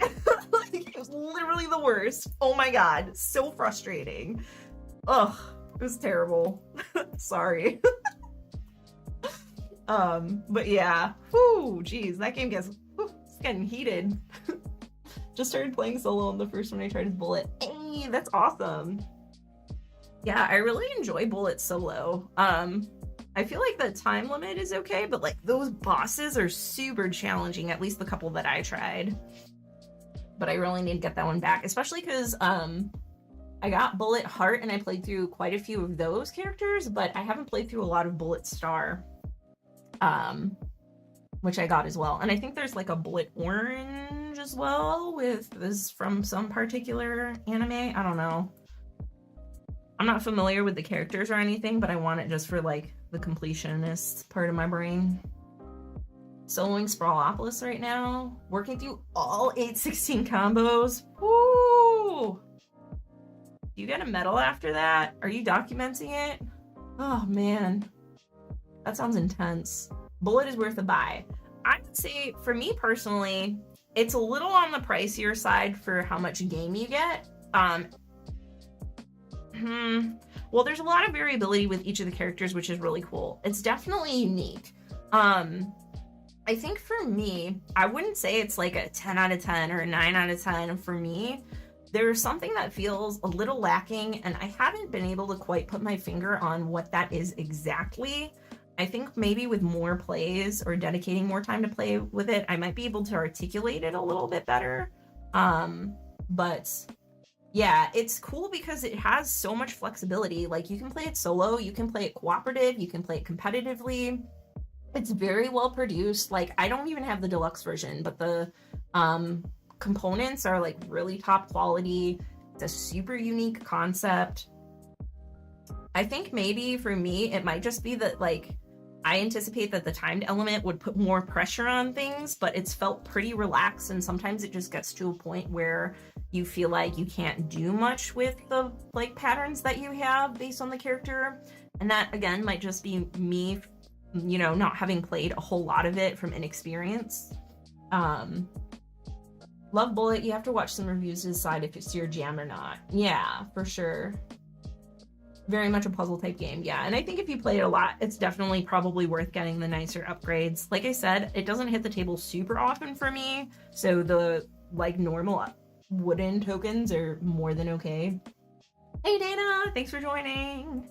But yeah, overall it's definitely unique. It might be one that I would probably recommend for people like Kooky said, either watching some like playthroughs and reviews of it, or if you get a chance to try it out first, I think you'll get a very clear picture of how the game plays and how you like it, because I think even with reviews, like I had seen a lot of people talking about it, but it's hard to get a sense of how it feels, especially with the real-time element, unless you're like there playing it and it's there in front of you. So yeah, if you can find it for a good price though, like I would say definitely try it out, and if you don't like it, you can always resell it for sure, because there are a lot of people who would definitely buy it. Interesting thread on BGG of a person who played every permutation of Sprawlopolis. Whew, she's... Ooh, that is... that's pretty wild. Oh, this goes here. Sweet. And then it looks like we got a 3-piece here. Wow. That's crazy. I'll have to check that out later. If y'all want to drop a link to that, feel free. Otherwise, I'll just look it up later. But if there's anyone else who... whatchamacallit, wants to check out the Sprawlopolis plays, that's intense. Oh, we're finally getting on to step 18. Out of 124? Wait, is that real? 54? Oh my gosh. Y'all, we've been slacking. I'm on step 18 out of 124. Oh man. We might not be able to finish this entire build tonight. We'll see. Have I heard of any of the Lego games? Like the Lego video games I've heard of? Are there Lego board games as well that I'm not considering it? I was contemplating Bullet or Too Many Bones for the longest time. You know, you'd rather put salt in your eyes than get into Too Many Bones. Yo, I did get into Too Many Bones. And ooh, baby. I mean, I already made a burn video on it. But my biggest thing is like, okay, so since we're ranting, if y'all want the unfiltered version of any of the burn videos or any like board games, here we go. You know, I try to keep the review, like the edited content, what's the word? I try to make it so that it's not negative and that it's very objective, but like, guys, I got some big feels. Oh man. Oh, great. Thanks for stopping by. Have a great rest of your evening. Oh, for this set? Yeah, absolutely. So the finished one, this is going to be a train station. Well, so this is the little like bar. This is from the same set. It's super cute. And the roof even opens, even though there's nothing in there. I guess you could put stuff in there. So that's the bar from the set, and it's very cute and pink. And the train station's got a little bit more purples in it. Oh my gosh, it's falling apart. I need to like not manhandle it. Oh, okay, we'll fix it later. But the final product for the train station should look something like this. So it's got the actual station, this huge tree, and then this train up here on the second level. How many parts is it? 900? I honestly don't know. It's this many. I forgot how many. I ordered these forever ago, like end of last year-ish. I ordered one, I did it, and then I'm like, man, I'm ordering all of these while they're on sale. And there was some big sales for it wasn't Lunar New Year. What were they on sale for? I don't even remember. Something. Oh, 11/11. That's a big holiday over in Asia. And so they had a huge 11/11 sale. And I'm like, man, I'm just ordering all the sets. So they do typically come in a box, but to get them shipped over to the US, it's a lot cheaper to get them boxless. Like you can get them a little bit cheaper. Because they can just put them in like bubble wrap envelopes and stuff, and then I don't know, I guess it saves on shipping or what have you. So I don't have a box for it, unfortunately. We went with the economy option. You know what I'm saying? Yeah, I opted for bulk. And what do we need? This little one. But anyway, back to the Too Many Bones rant. You know, like I have very strong feels, and like let me be clear that this is very much like my opinion of things and what have you. And no hate, like people like what they like, but I also dislike what I dislike. And let me tell you, I was not impressed with Too Many Bones. I feel like a big part of the reason why people like to, you know, beat their meat over that game is just because of the fancy chips. But the fancy chips, they just like represent, you know, health trackers. There are other ways of representing those things, and just because they're nice poker chips doesn't make the game a better game in terms of mechanics. I recently also played Hoplomachus. Is that how you say it? Hoplomachus. And I had heard a lot of people say that that one was really good as well. It's like more of a tactical game, also from Chip Theory. And again, the quality of the game is great. It's got playmats, it's got the chips for your characters that you stack for health. But I don't know. I'm also, to be fair, not a huge fan of those like tactical games. There are few and far between that have really truly impressed me, that I felt were really engaging. But out of all the ones I've played, like compared to something like Unmatched, or I'm trying to think of the other one that I played recently. I can't. Amazing Amazon components. Yeah. Compared to a lot of other games, it just didn't feel like it held up. I don't know. Maybe I'm just really missing the mark with those tactical games, but I don't know, man. I feel like there's some what is it? Rose-colored glasses when it comes to games with poker chips and like playmats. I'm not buying it. I mean, I did buy it and then I sold it. But I bought it used. And I bought like a smaller set and tried out a decent amount of the campaign. And then I was like, yeah, that's about what I thought it would be. And then let it find a new home. Bullet it is. Yeah, to be fair, for the price between Bullet and Too Many Bones, Bullet is by far, in my opinion, a better investment. Unless you're really gunning for like a cooperative campaign game. I mean, I don't know, but there's so many options as far as that. For Bullet, it's like, that's the game. There are no other games that I know of that are really like it. So, and like I said, there's a lot of variability with the different play modes and all the different characters. Like the unique player powers and stuff do feel pretty unique from, at least the ones that I've tried. From character to character. So that would, if it's a choice between the two, I would say absolutely Bullet. But yeah, am I winning? I don't know, Dad. I'm just trying to find this L-shaped Lego, and I'm not doing so great. So maybe not. Where does it go? There it is. Got it. If I could describe my favorite kind of game, what would it look and feel like? Oh my gosh. That's so hard to say. I feel like I'm all or nothing, you know? It's like, if I want a crunchy Euro, I want a really crunchy Euro. Like, I want some Praga, you know? But if I want a light game, I want like the lightest, like weirdest game possible. 2 ways to lose when playing Lego. First is you lose parts. Second is you make a mistake on step 4 and don't notice. Hey, I did make a mistake on like step 4, but I did notice by like step probably only 5 because apparently I'm only on step 18 overall. We're 19 now. Are we on 20? Almost. I just need this one more. Favorite kind of game. How would you describe it?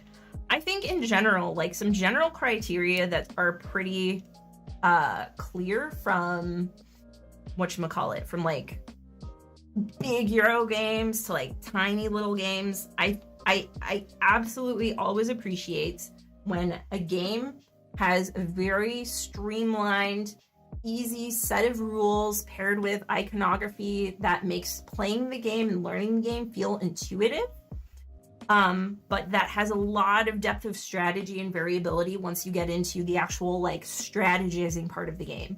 I'm not a huge fan of games where you have to slog through like an Excel spreadsheet just to learn the game, and the complexity comes from that part of it. I like it when the complexity is from my own brain thinking about what, like, I have this basic set of rules, I have this little sandbox, it's pretty tight, it's pretty confined, these are the things I can do, I know how to operate it, but there's like a lot that I can do with it.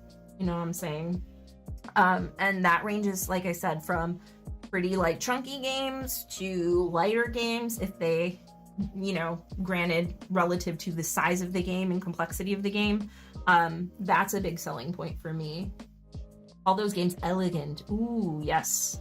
That is a great way. That's a great one word explanation. Aesthetic components, iron clays. Yeah. Oh my gosh, wait, you haven't used them yet? Jack, what are you doing? I'm a level with you. I've played brass. I don't own it. I do own iron clays. I bought the 100 set back when they came out. I found them at a local game store that was like 2.5 hours away. And I ended up driving back 2 days later because that was the only place you could get them at the time. And then when the 200 set came out, I got that. I ordered them, and I'm kicking myself for not getting the 400, not because I need 400 poker chips, just because they came with the freaking 2K purple chips. Not that I've ever had a game where I get close to 2,000 money or points or anything, but man, it would be cool to have the purple ones. I'm just saying. Oh man, but yeah. Ultimate lose a step on the brick. Ooh, yeah, that doesn't sound fun. Only play small footprint games these days. Yeah, that's fair. Late pledged the purples. Man, jeez. Well, if you're not using them, we'll talk. I could definitely use some purples, but you should use them, absolutely. I use them for pretty much every single game. In fact, one of the games that they go really well with, even better than they look for brass, is they look like they were designed for Rococo Deluxe. Not only does the aesthetic fit the game perfectly for the iron clays, but they even fit in like the little tray that you have to hold your different like sewing tokens and what have you. It's pretty wild. So aesthetically, in my opinion, they work even better for that game than they do for brass. I need to make sure I'm playing this in the right way. I don't play poker. So I have not used them for poker, but I use them for literally pretty much everything else. I will say though that like, okay, this might be a polarizing thing, but while we're on the subject of ranting, this is one that I know some people probably feel fairly strongly about. Poker chips, like iron clays, or wait, let me make sure I'm putting this corner on the right spot. What's happening? Iron clays or metal coins? Chat, what are we feeling? So I have some feels about that as well. But I'm curious to know where y'all stand on that particular topic. And this is gonna give me an opportunity to bust ahead. We're gonna stream ahead. All right, we gotta vote for metal. Well, that makes sense, Jack. No wonder you haven't played with the iron clays. How can you tell me you prefer metal coins when you haven't even used your iron clays? That goes there, and then we need this long boy to go somewhere. It goes on top, it looks like, and then a 2 and a 4. Depends on the game, like the sound of chips, but the metals clink nice. Yeah. Ooh, great for intimidating others. Only got into Scythe because of metal coins. Hey, that's fair. Speaking of real talk, man, don't even get me started on Scythe. The coins are probably the best part of the game. Oof. A little 3 that I missed here. Rococo. Hey, Rococo's a great one.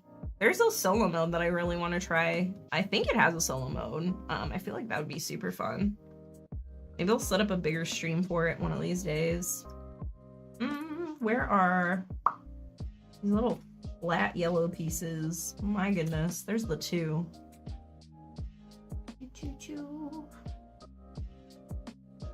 Yeah, that's right. I'm calling you out. There's the 2, and I need a 4 flat yellow. There he is. I just remember there was this meme that someone sent me once of like a, oh, what's happening? Why does this look level up here, but mine's not? Uh-oh. What's going on? Oh, maybe the 2 goes over there? No, that's a 2, 4, and 8. Oh, I have 2 2s that I need. Shoot. Where's the other 2? I totally lost my train of thought. What were we talking about? Oh, somebody sent me a meme. It's like the Elmo doing coke meme, where he looks at the 2 piles and he just goes face first into the coke. It was like metal coins or iron clays. Thought I'd use Scythe metal coins for everything, but want Tokaido specific metal coins. Yeah, I will say that earlier on I did get a set. Oh, look at the cute little window. I did get a set of like Asian metal coins for all my Asia games, but I'll be honest, I usually just use clays. And the clanking of metal coins is great, but like the clank of the iron clays and how they stack so nicely is just super satisfying. So can't agree on the tactile and aural qualities of both, but for me, man, those clays though, they do things to me. Where is... I'm looking for a clear 1 piece, but it's not these. Here's a clear 2 piece. Here's a tall boy, but we need a single one that's not just like a little window cap. What's going on? Promise to try the clays, yeah. Okay, so that's where I was going with that. To be fair, I am very tempted to get a set of the Kutnohora metal coins just because they look freaking fantastic. They look real nice. And they come in denominations of 1s, 5s, and 20s, so I feel like that's pretty adequate for a lot of games, and there's like a sizable amount of them. So I'm very heavily considering purchasing those to be as like my generic metal coins. They're very legible too. That's one thing that often can be a little challenging with the metal coins I've found from different sets. So I looked into some before and looked into just getting some generic ones, but yeah, that's where we're at with that. Metal has thermal qualities too. Ooh, cold and then warm. That's fair. Might run into an old board game nemesis. What? Who? What? When? Where? Or are you talking about Nemesis? I haven't played it, but I have some feels about that too. Issue with metal is most are too thin. Yeah. See? There's like a range of qualities, of legibility, of like feels, of stacking. I think stacking's the biggest one with metal coins. A lot of metal coins you can probably stack, but a lot of them not very stackable. Or it's just the one denomination. With iron clays, those things are stacked and they are solid. You can fiddle with them all you want. They're not going anywhere. I need this clear piece and I can't find it. And I still haven't found the white pedestal that I was looking for before either, which is frustrating. It's gonna end up just being like a little, whatchamacallit, right there. So it's not essential, but it'd be nice to have the peace of mind knowing that it's in the right spot. Oh, there's an arm. This one, however, looks like it's a little bit more important to be where it should be. Maybe? I don't know. We have another little orange boy. But yeah, for me, once I got clays, I have not looked back. And that was a while ago. Good night, Ken! Thanks for stopping by. Enjoy your evening. Get some rest. Where's this go? Cool. Am I crazy? I feel like this piece shouldn't be that difficult to find. Did I already sort it out somewhere? Oh, maybe it's orange? There's this orange translucent piece, but this looks like it would be white, but it does have some orange, so maybe it's the orange one. Well, we'll do that, and if we need it later, we know where to find it. It's over 1 here. Okay, so that's that step. And then we are gonna start working on the tree, it looks like. Okay, cool. So let's just set this up around here. Green 1 coins per side, they're starting to flake or discolor. Whoa, that is not fun. That's not something I've heard before either. That's frustrating. That was one of the things too, though, with their coins is like, I know that for the game, it makes a lot of thematic sense that the coins are representative of a lot of different cultures' coins and money. But then for other games, they feel totally not thematic. So that's why I really am thinking about getting the Kutnahora ones, because they're just like standard metal tones, very legible. I think the font is just like a black letter font for the numbers on them. So I feel like they'd go well with a lot of games that would require metal coins. Like I can see using them with Clans of Caledonia or like other games like that too. So if you like Euros, you prefer economic, engine building, route planning, area control. I'm not super huge on on area control in general, but if it's part of a bigger picture, I like that. I'm super big on engine building. That's one of my personal favorites. Economic, it depends. Like I like resource management, but not always economic. Like if there's a market with buying and selling goods, for me that can swing one way or another. But the big one, engine building, automatically, boom. Resource management, absolutely. Those are some of the big ones for me. What about y'all? Are there any particular mechanics within that genre that y'all enjoy? Oh, listen. Well, you can just come to the next convention that they're gonna mess up and we can fight there. How about that? Kutnahora. Yeah, those coins. Yep. Yeah, they look gorgeous. I haven't seen them in person, but looking at them online and stuff, I'm like, ooh, baby, those look pretty spicy, not gonna lie. And again, I feel like the denominations and amount of coins would be great for a wide plethora of games. I need another brown that doesn't have a hole in it. This one has a hole. This one has a hole. This one does not. Cool. Economic games, crude and stockpile. I haven't played either of those. Probably need to expand my horizons a little bit more. Yeah, for a while, I was definitely playing a lot of smaller games. I want to say like, when was that? Shortly after the pandemic or what have you. It was just like a lot of medium weight, small games, which is fine. I do love those games a lot. Obviously, as per content on the channel and things like that. But I will say that once I had the opportunity to get back into some chunkier games, I was like, ooh, I've been missing this. Yeah. And then I was on a kick for a while of just playing through all my bigger Euro games that I typically don't get to play through as much because I missed them. We need a little brown one. It's like a little gate here. It swings. Cute. But yeah, if y'all have any suggestions, it's definitely in a realm of board gaming that I'm not as well versed in. Oh gosh, that's my alarm. 1 second.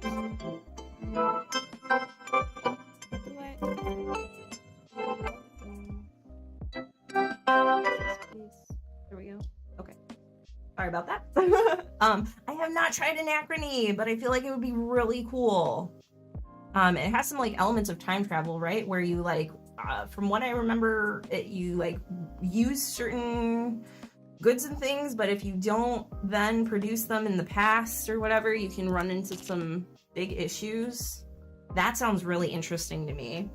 All right, that's step 25. We're on step 26 now. Where's that go? Back onto here. Cool. What? How do we put that there? What's going on? Oh, it lines up with this. And then this comes out this way. It's like a door type situation. Borrow from the future, make it to the past to avoid the time tears. Yeah, that sounds super cool. That's like resource management on another level with planning ahead. Lego micro shelf for all of my micro Lego. I do in the board game room on top of like the whatchamacallit, the fridge, mini fridge that I have. I do have like a lineup of some of the smaller laws that I have. I'm planning on making like a whole street of them. Yep. As you do. Cool. Oh wait, there are 2 flowers? I only made 1. Whoops. We'll get to that in a second. What are we doing here? Some other pieces that we're looking for. 2 of these boys. Where did these go? Can't even find my board game shelf behind Lego boxes. Yo. I'm not trying to tell you how to live your life, but like, do better. Here we go, here we go. And we need a little two yellow. There's one. And we need a little 3 pink.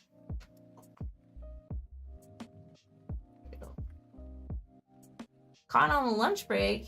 Yo, what time is it there? Where are you at, Steven? That's pretty crazy. And welcome. We've gotten mostly past the ranty part, and now we're more in the build part and the talking part. But if you y'all wanna bring up some fun games, let me know. More than happy to give y'all the unfiltered version. Work nights ran on Nashville. Hey, well, happy lunch break. I was gonna say, like, what time zone is that? Where it's lunch right now. We need a little green, or is that yellow? It must be yellow, but more of the pale yellow. Oh, there it is. Board games aren't very useful. Can't sit at the table long. Wait, okay, but you build Lego? Yo, how are you gonna try to tell me that you can sit there and build Lego but not play the board games long enough? Please do elaborate. Further clarification is needed. Where's this little grabby hands yellow piece? Come on. There it is. Convenience is a huge part of doing stuff. Putting games on bookshelves in the garage got them played much more. Okay, okay. Walk away and come back to Lego. Go, let's go. That's fair. I mean, you could do that with solo games. Wait, you're allowed to stop in the middle? You mean I don't have to do all 124 steps? Bruh.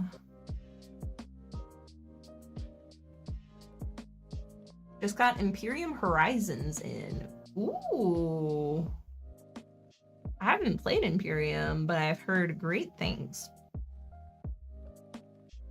I'm gonna try to put this other flower together over here. I think it's another light pink. Many pleasant games, playing under 30 minutes. Umbongo, Ricochet Robot, both bangers. I have micro robots. Is that like Ricochet robots? Other flower, complete. So we need this piece, some leaves, and a little brown shelfy piece. Lego's never told me it's my turn when I need to lay down because I can't sit anymore. That is fair. You can do some solo games though, where you like set up and come back to them, I feel. Like smaller type. Oh, what's happening here? This is going here. And I've seen some really cool Lego builds. Not that I've gotten super into it, but like one of my friends built a Lego car and he was showing me how it even had like the drive shaft or what have you, and like how everything operated inside just like a real car would, kind of. Well, not like exactly like a real car, but similar. Which was pretty cool, have to admit.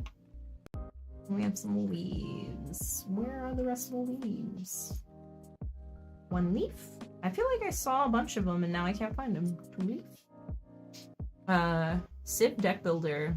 You know, I always feel like I really enjoy deck building, but then when people ask me what my favorite deck builders are or like what deck builders I own, I realize that I don't really have that many. It's a little sad, honestly. What's the corner here? Micro Robots tiny version of Ricochet, yeah. I'll have to try the full version because I do really like the Micro Robots puzzle. I really need to try Imperium. I feel like I would quite enjoy it. What are we doing here?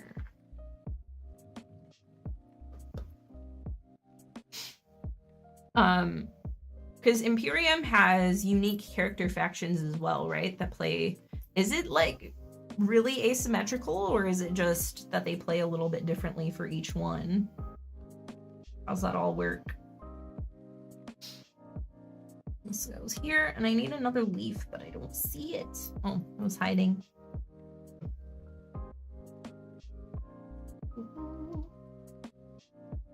Getting a board game table helped me play more solo and multiplayer. Yeah, for sure. Having a dedicated space for stuff just makes it infinitely easier, where you don't have to like set up and take down. It's all about removing barriers. It's like that. It's a pretty big one with like art or like practicing or any different things, gaming. Solo plays very different. Ooh. Okay, okay. What are we looking for here? More crazy trunk pieces. There's one. Solo, leave it, play it, set it up for a bit whenever. I feel like that works pretty well for some games, and for some games it would be like, oh god, what am I doing?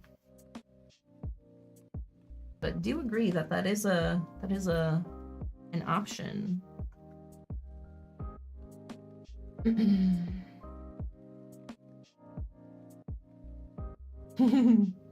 Huge reminder.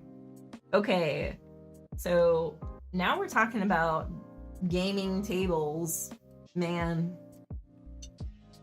don't get me started.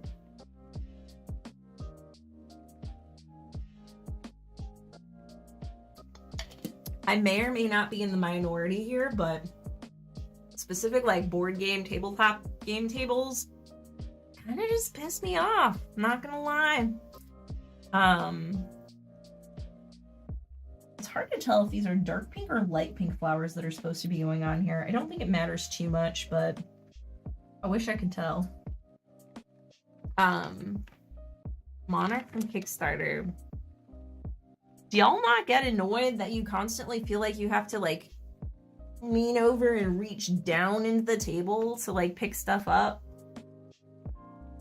Because for me, that drives me crazy.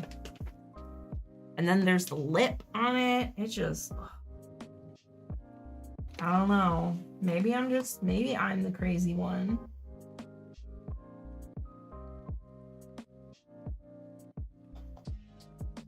Dragon and Geeks table couldn't be happier. Oh man, I don't know.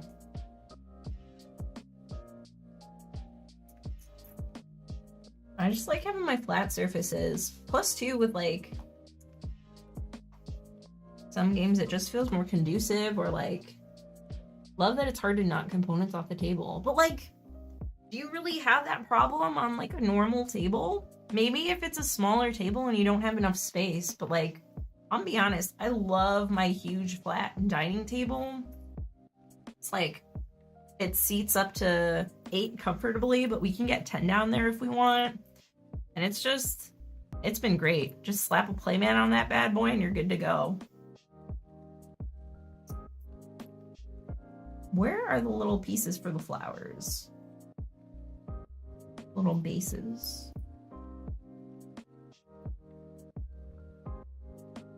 This one feels good on the forearms. Yeah, that's the other thing. Okay, and to be fair, like maybe it's because I am the height that I am as well. Oh shoot, where did this go?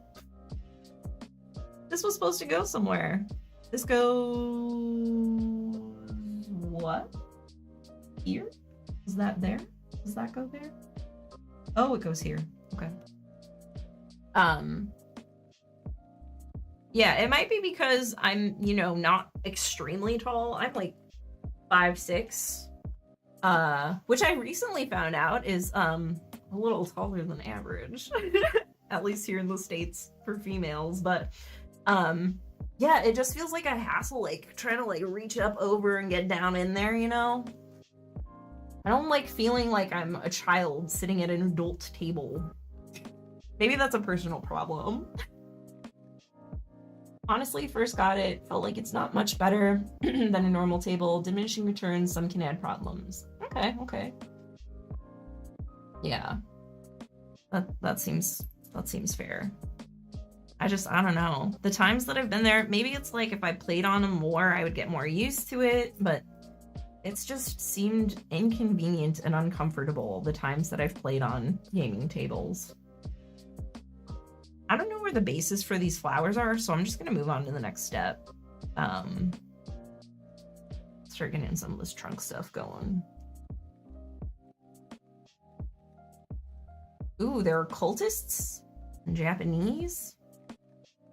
Yo, if you guys have recommendations, woo, jeez, it's getting late. If y'all have recommendations for Imperium and like which boxes to get first, I would be all ears for that, because I definitely am interested in getting into it, but I feel like there's a little bit out now, and it's hard to know where to start. And the impulsive part of me just kind of wants to like buy everything for it, but that's a little bit of a barrier of entry in terms of jumping in. Cultists are so hard, they try to end the game quickly in their way. It's fun, but it's hard. That does sound fun. And going back to gaming tables, yeah, very expensive. Like, to be fair, furniture in general is pretty expensive, but like my dining table setup that I have, I bought secondhand, and it was like 120 or 150 bucks, I think, for the table and all 8 chairs. Not like in pristine condition or anything, but like definitely pretty good condition. Like very, very usable. I think it's been 4 or 5 years, and one of the chairs finally just kind of broke, so I'm gonna have to repair it. But like, in my mind, for me and what I like, way better value than spending like a couple grand on a specific table setup. Where is this brown piece? I feel like I probably put it down somewhere where I wasn't supposed to. Oh, no, it's underneath. It was stuck to the back. No, this is the wrong one. What's going on? Maybe it's stuck to the back of a different piece. Or it's here. I found it. Bang for buck. Great tablecloth playmat. Yeah, honestly, just getting like a normal table and then getting a big playmat to cover it does the job. Doric liked to play solo Imperium while watching history documentaries and lectures. That's awesome. Oh my god, that's such a vibe. And classic is the easiest out of the box. Okay, maybe I'll start there. All right, this is a little bench. It's pretty cute, very cute. Where's the bench go? Oh, where am I? Here? It's gonna go 1, 2, 3, 4 for the back one. I'm so bad at counting. 1, 2, 3, 4. Oh, wait. 1, 2, 3, 4? I think it goes there. I mean, it doesn't really matter. It's just outside stuff, but it's fine. I need to remember to drink more water. Oh my gosh.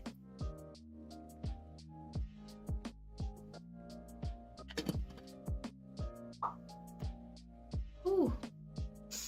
Okay. I need to find like a good... Is this front page a good stopping point? I feel like I'm really slowing down in terms of the focus and the build here. Whoa, wait a minute, wait a minute, wait a minute. Hold up. This doesn't go here. This goes on the shelf. My bad. Little bottle there. Bench goes under the minifigure city. Well, yeah, but I need to build the minifigure later and put it in there. Start out with a felt cover for the dining table.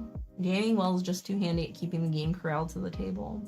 So, one of the things that I will say for gaming tables is the ones where it has the well, so you can like have the game, and then if you want to come back to it, like for a campaign game, for example, you can just put the flat cover over it and then just have it as a table. That does seem very convenient and helpful. That would be the one thing that I would say, like, hands down, would be great. Yeah, but I don't know. I have multiple tables for different stuff, so it hasn't been a problem for me, but I can see how that would be super convenient and nice. What is going on the top of this tree? My word. Do we have another little twofer piece? Yeah. One of these. And one of those. Remember earlier when I started sorting the brown pieces out and then I stopped? Would have been helpful now. Warning, rulebook in classics is not the best. I learned from YouTube. If you have a specific recommendation for which tutorial or which channel, would be appreciated. This goes here. And then we need the two. Okay, where is it at? Oh, there's one. Yep, 2K on a gaming table is 2K less for games. I could not have said it better myself, JB. That's like when people are like, oh yeah, I pimped out this one game and it's super sick and I spent more than I spent on the game on it. I'm like, bruh, you could have bought like 10 games for that. You'd be surprised what I can do with $100 when it comes to buying new games. Alright, there's that. And we've got like a little cap piece now. What is going on? I should use this guide a little bit more closely up here. 700 games, don't need more. Listen. I have plenty of sass. I don't need more. How about that, Jay? No, just kidding. To be fair though, I am finding that's about the point where like we're reaching critical mass, because there are always more games that I need, but then there are always games that I need to get rid of, you know? In fact, I did a big cull last year. I got rid of over 100 base games and a bunch of expansions and promos and stuff, but I'm thinking there are quite a few more that I need to get rid of, just like looking at my shelves. I just need to pull the trigger on it. 350 sets? Jeez. That is a lot. I feel like there should be some sort of system. Like one of my friends was saying they wanted to get into Lego, but they don't want to store the Legos. They don't want to have them like in their house. They just want to like build them and be done with them. Is that a thing? Is there like a community for that? Where you can just like cycle out the Legos if you just want to build them and don't want to display them? Or is that like the whole thing for most people? Same for most expansions. Expansions, it depends. Like if it's a game you play a lot and it adds to the quality of the gameplay and gives you more options, then I can see that. But yeah, some games just have like so much content. It just feels like, yeah, I'd probably just rather get a different game. Making this little flag post here.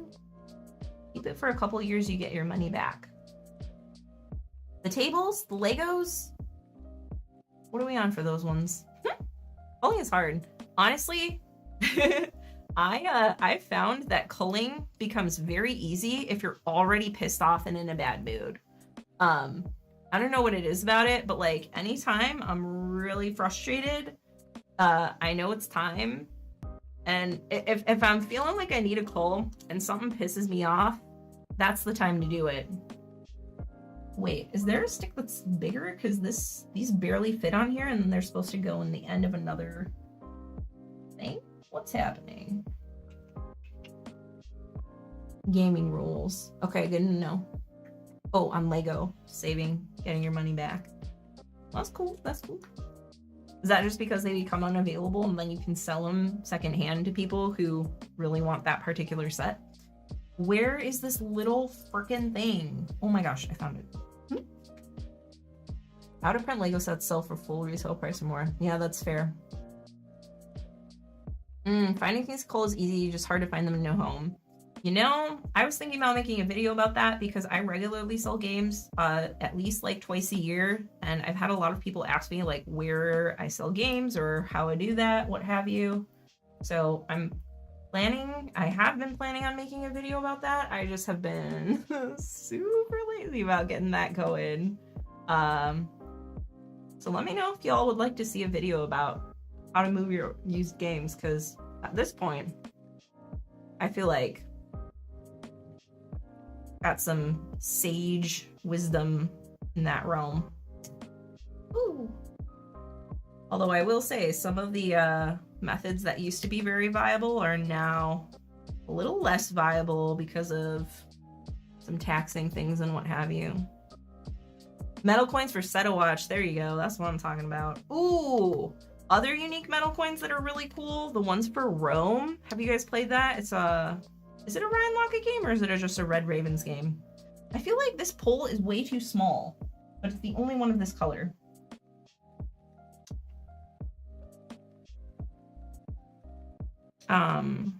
Should probably put the stickers on here first.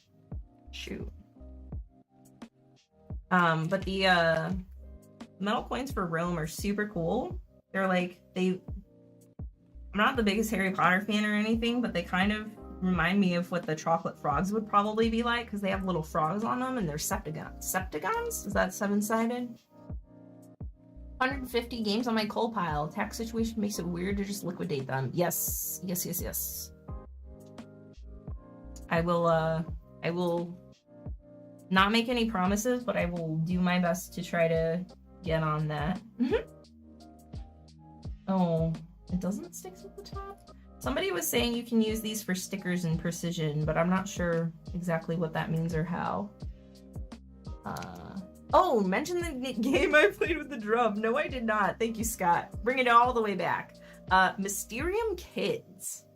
So I'm not a huge fan of Mysterium, as y'all may know.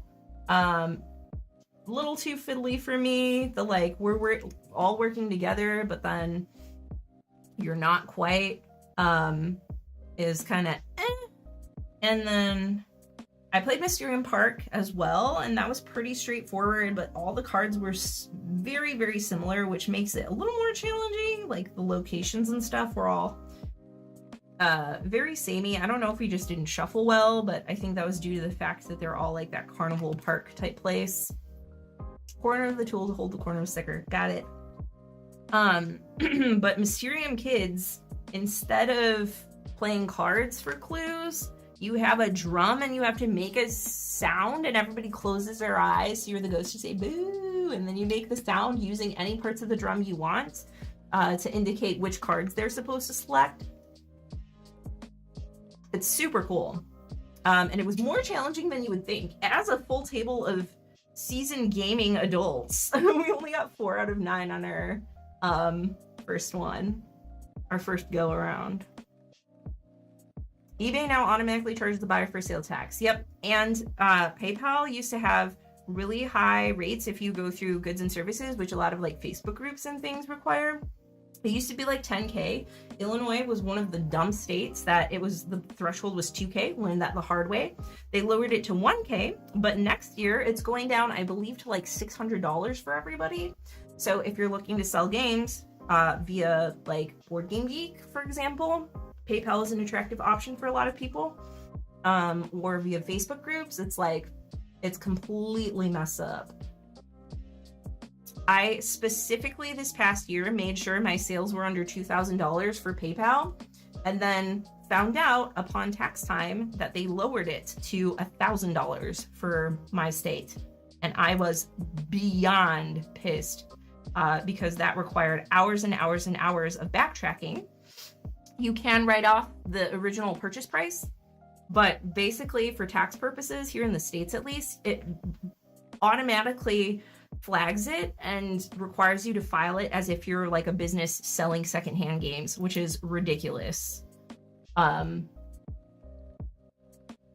Yeah, you can subtract the price, but then it's a lot of bookkeeping and a lot of you have to like input your expenses for shipping, for the original prices, and that's provided if you're not like, you know, selling them at a higher rate because they're out of print or what have you. Like, it's a hot mess.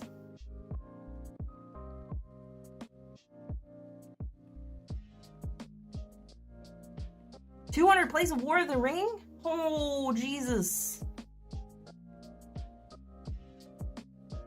Lord have mercy. That is impressive. Craigslist and cash, yeah. But it's hard to, like, depending on where you live. Like, if you live in a city where there's a lot of people buying games secondhand, then that's great. But if you're, like, living out in the boonies, you know, and you need them online sales, it can be rough. But I was thinking about putting together a video, like I said, to talk about some options with that, because there's a lot of... There are a lot of options, but there's a lot of, like, annoying stuff with it, too. I think I just broke that flag. Oh, well. But at least the flag is done. Moving on to step 33. Spirit Island was hard to start playing, but did enjoy it. Spirit Island is one of those games that's a little difficult to get into just because, like, it's definitely a game that rewards you the more you know about the game itself. Like, the more that you play it, and not necessarily because you get more strategy. It's just like you have to know some of the cards that could come up and things like that in order to plan ahead adequately. Which, to be clear, like, it's a great, well-designed game, but for that reason, it's not my favorite. Res Arcana, let's go! Love it. War of the Ring expansion. Do yourself a favor, get the Lords of Middle-earth expansion.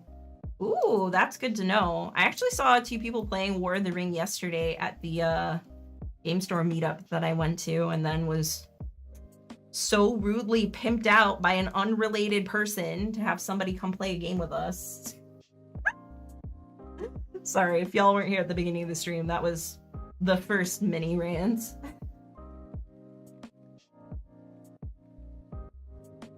Federation and Empire. Haven't heard of them, that one. Old Star Trek license. 80 hours? Is that like a campaign of 80 hours? That can't be one sitting. Innovation. I still need to play that. Dice Tower Big Game Bash. How was that? That sounds fun. eBay takes a chunk. Huge audience. 400 Lego for 1K last Christmas. Yeah, it's crazy. Rage More sequel.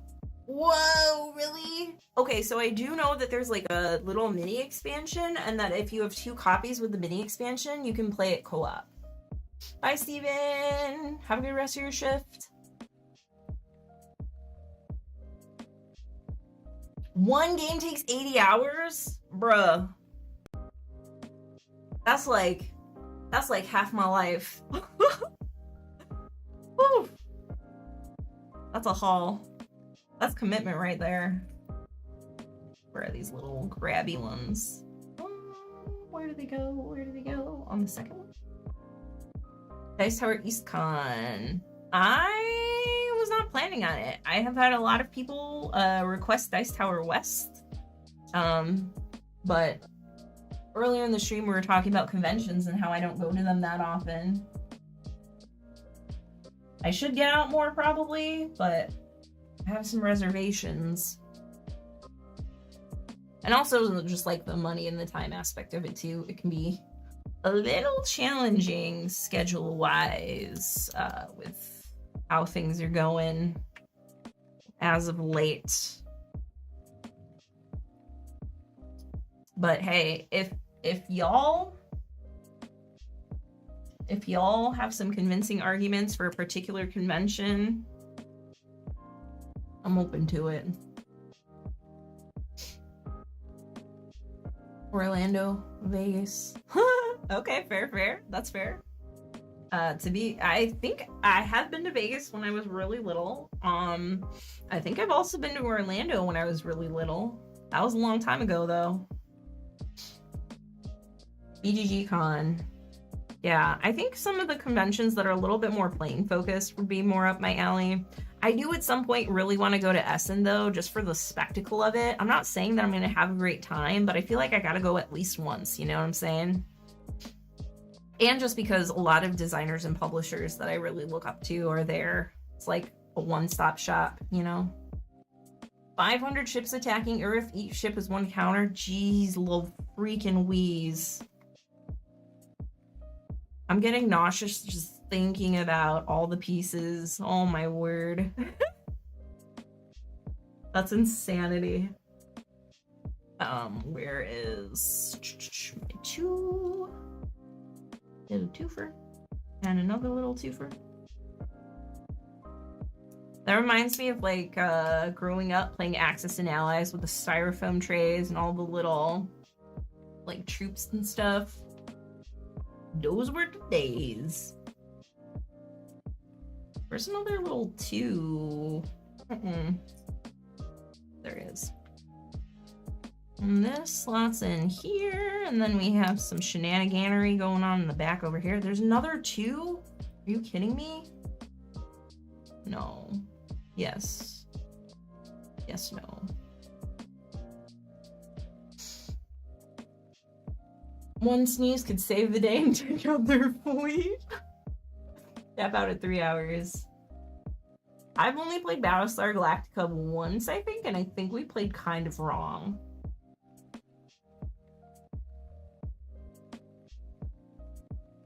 World well-placed cat, yeah. Game over.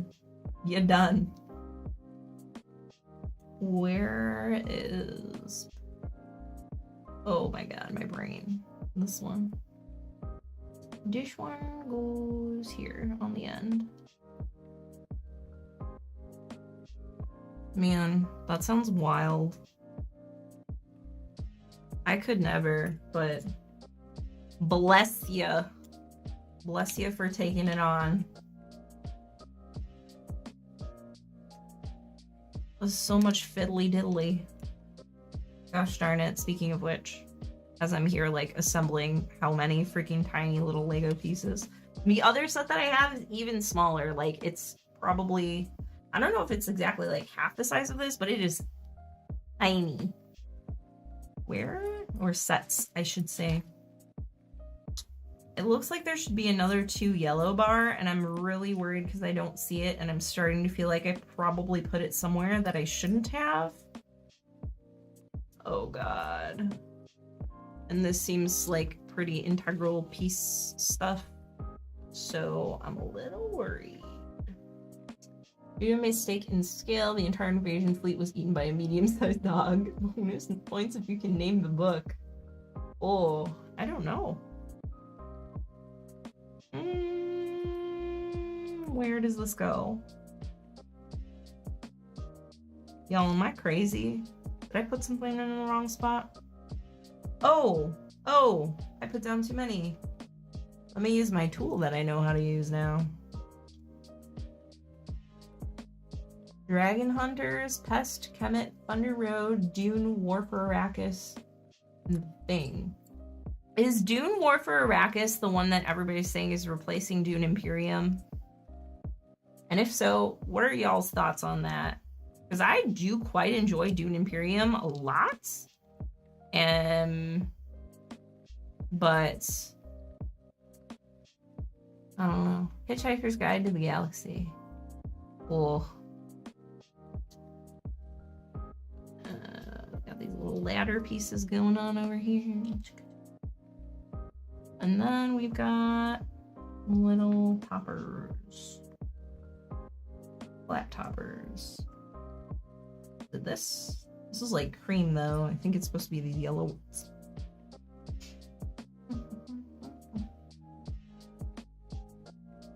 Owl comment. See, I get the reference. I'm so uncultured. Where's this other little flat piece? Very different. Dune Imperium worker placement. War for Arrakis is 2-player war game, like War of the Ring. Okay, never mind. Maybe I'm thinking of a different game. Isn't there a new Dune game that is almost identical to Imperium? Or am I crazy? Not Imperium, but Dune Imperium.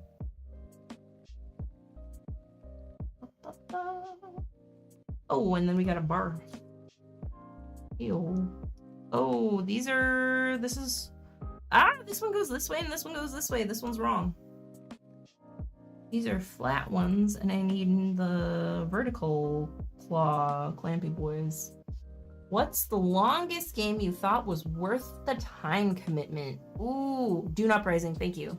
That's not the answer to the question. That was the game that I was trying to think of before. The longest game that's worth the time commitment. So honestly, I feel like, I don't know, which games are long? Bitoku takes a while to play at like 3 or 4 players, but it's pretty fun. The thing is, I feel like Praga Kaput Regni is typically, what does Board Game Geek say actually? I'm gonna look this up before I open my mouth. Because sometimes playtimes are just all over the place. I'm gonna look up one more game that I know is pretty long. When we play it at least, or when I've played it recently that I can think of. 45 to 150, okay, never mind. Oh, wait, no, never mind. These times are all over the place. Hold, please. There's another one I can think of. So, I don't know if these would be like conclusively the answers, but 3 games that I know typically take, or 2 games that I know that typically take a long time, that I feel like, I'm like, man, that shouldn't have been that long, but here we are. But I enjoyed most of it. Champions of Midgard, for whatever reason, always seems to run super long. And maybe it's because I play with like newer players usually when I play it, like when I'm introducing it. But I remember there was one time we played a 4-player game of it. Granted, it was later at night, but it took like 4 freaking hours. I was like, dude, come on. And then I remember playing it again. And it was like 2.5 or 3 hours, which granted is not a huge amount of time, but for that game, I was like, woo, come on now. That's a little much. Shoot, where was this one at? 1, 2, 3, 4, 5. So yeah, Champions of Midgard. I don't know. I feel like it should play faster, but for some reason, it always seems to take a long time. Another one that's like that, that's around that like 2.5, 3.5 hour mark is Outlive. That one's such a fun freaking worker placement game, but yeah, it does tend to take quite a bit of time. Reavers, I haven't played actually.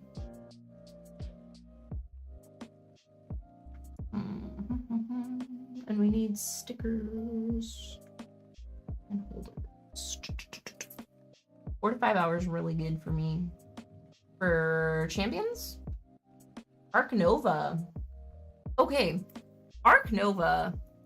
Speaking of rants, when Arc Nova came out, I don't know what it was, or if it was just people on freaking Instagram, which don't even get me started, but it seemed like a badge of honor for people to brag about how long it took them to play Arc Nova. People were like, oh my gosh, we played Arc Nova and it took us like 5 hours with 4 players and it was so great. I'm like, guys, what the fuck are you doing? Like, it should not take you that long to play Arc Nova. And it wasn't even like, oh man, it was a slog, or like, oh, I recognize that this is a long time, but I enjoyed it. It was like a badge of freaking honor. The first time I played it, it was a group of 3 of us. The one person had played it once solo, who was teaching it.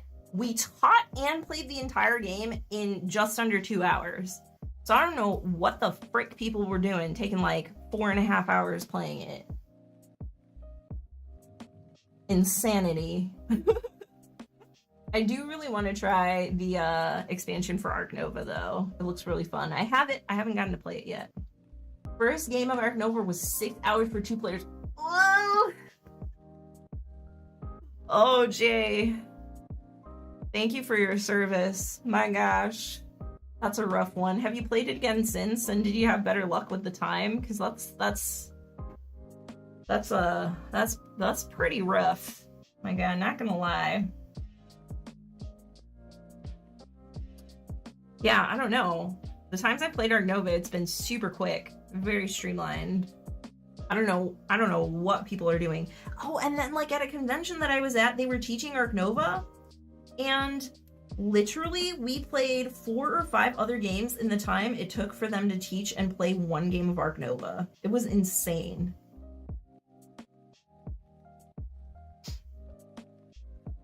Aw, thanks, Liquid Snake.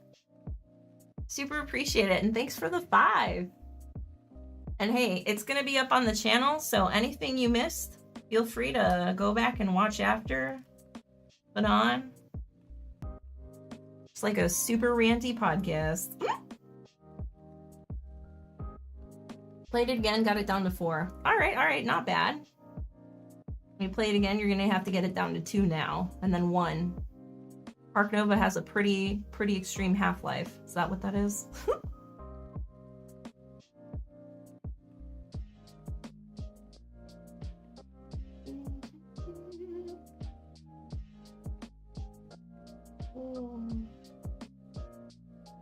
Yeah. All right, so I'm gonna get this one. I'll put this here. Oh, we're getting close. Replayability for Ark Nova. I haven't played it a whole lot of times. The best way to play is not at all. Y'all, okay, I'm gonna say it is, I was very skeptical coming in because it was very overhyped. Lots of insta spam on that one. But I will say the mechanics do work fairly well together. The game is pretty streamlined, like the action selection and the tile laying's pretty fun. I wouldn't say it's the best game ever. I think it is probably a little bit more overhyped than it needs to be, generally speaking, from my perspective, but it is actually a solid game. Like, had it been anything less than solid, it absolutely would have been on a burn list forever ago. But I do think they put a lot of unique elements together pretty well. I wouldn't say better than like any other game, but it's very solid. No, traded it away. No more tries. Would rather play Terraforming Mars or Earth. I haven't played Terraforming Mars, y'all. I'm gonna be honest, I don't think I would dig it. Ooh, this is the top. This is the top. We're getting there. Please, for the love of God, fit. Earth, I got to play recently. I was not a big fan. There were a lot of cards that felt very bloated, in my opinion, which I know is not necessarily like a bad thing, but it is something that I'm not a huge fan of in games, so it was not for me. Hold on. Which, speaking of bloated, there's another game that I played recently that is similar to Earth. I'm not gonna spoilers because I did record a video, and as long as editing goes okay, I'll upload it, but it's a little bit of a rant about the game and some other things related to it. Yes, Ark Nova is bloated with cards. That is the one thing I think that prevented it from feeling like super great and super clean for me personally.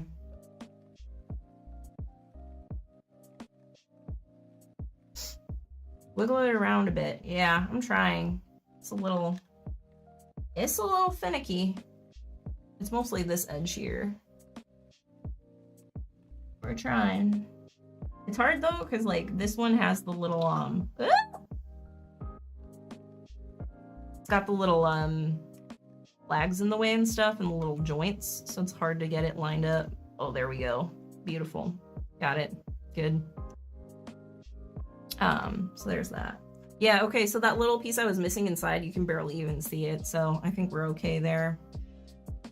And then we got this little lamppost type situation. Oh my gosh, that's so cute. Love that. let's get that started. I feel like I missed, oh, I jumped way down here. My bad. No, I didn't. We were up here. I just haven't done step 40 yet. We got blue connector. We got some pipe stuff happening.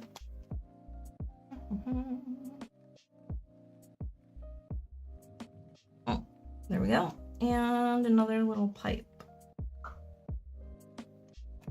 Where is it? Is it this one? Nah, that can't be it. Nope. Where'd he go?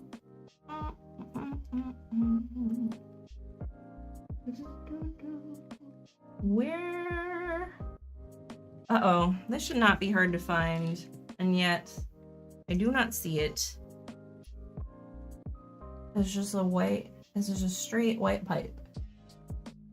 I've recommended raw for years and suddenly it's all the rage. Ooh, I'll have to look into that one. I haven't really heard too much about it. Did it get a reprint or something? Is that why? Uh-oh, why can't I find this piece? That's rough. But this is gonna go here. Oh wait, here it is. Do I like Concordia? Do I ever? Oh, I love Concordia. So I think, did I tell this story on stream or somewhere? There's a one of the local game stores here has a twice a year auction, biannual, the twice a year one, and I bid on a copy of Concordia Venus that came with the Salsa expansion. That's how it was packaged, just the two. And I bid on it. I got it for $30. Not only did it have the Salsa expansion, it also came with 2 extra map packs and custom like Etsy screen printed freaking meeples that are unique for each faction, and custom resources that are screen printed. I was beyond excited, especially that I got Concordia, but then that it was so blinged out and that I got it for so freaking cheap. I'm literally still like getting hype thinking about it right now. Yeah, see, Mike gets it. He knows what's up. Raw reprint, deluxe edition. I'll have to look into that. Oh, fell into your pocket? That's rough, JB. Extra coins, yeah, or promos, just stuff you didn't even, like in this case too, it was stuff that I didn't even know existed because it was like Etsy prints, because to my knowledge, they don't have like deluxe components for Concordia. Not like that, at least. I think this is this, oh, what is this little gray piece? Nope, where is that? What are we doing? But yeah, I was stoked. I was beyond excited for that, and I still very much am. Concordia is such a great game. It's not like a traditional type of game that I would really like, but I love how the cards have their unique scoring. The like route building part of it, I think, is normally not what I would be a big fan of, but like it works so well in Concordia. Everything's so tight. So yeah, big fan. But older games that I'm a big fan of too, I'd have to think on that. Especially if they're thinking about like how old is old, you know? There are a lot of older games that still hold up. Like Ghost Stories, for example, didn't that come out in like 2008? Same year as like the Lord of the Rings and stuff. That was a big year. Not that I was, you know, into games at that time, but I just remember when I was first getting into games and stuff, it's like there were so many bangers that came out in 2008, my word. Let's see, Ghost Stories. 2008, yeah, jeez, freaking Antoine Bauza, what a legend. still holds up today. Thrilled to get 2 expansions in the box of a used copy of Kingdom Builder. Yeah, nice. That's what's up. Have you played Winter Kingdom by chance, Jack?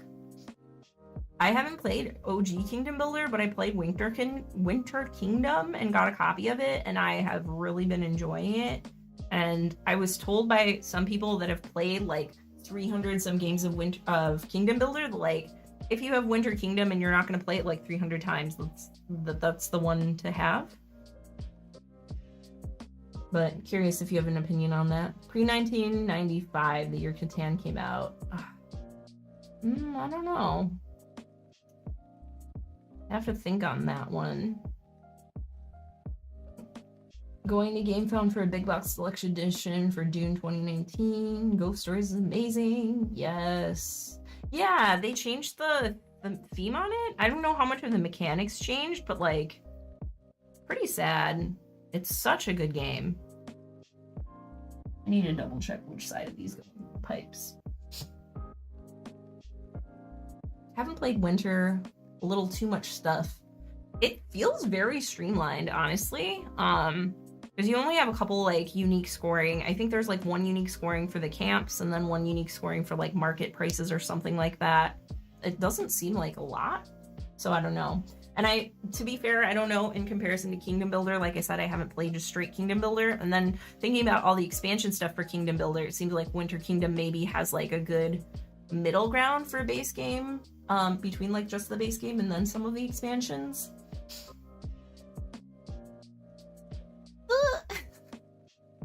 Sorry, JB. 70s, early 80s.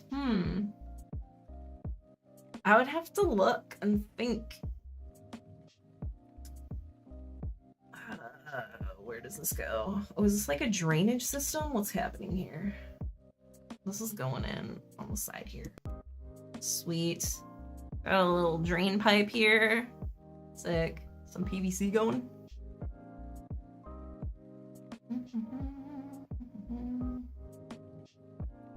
Okay, what am I doing here? This little guy and a little platform doohickey. Where'd he go?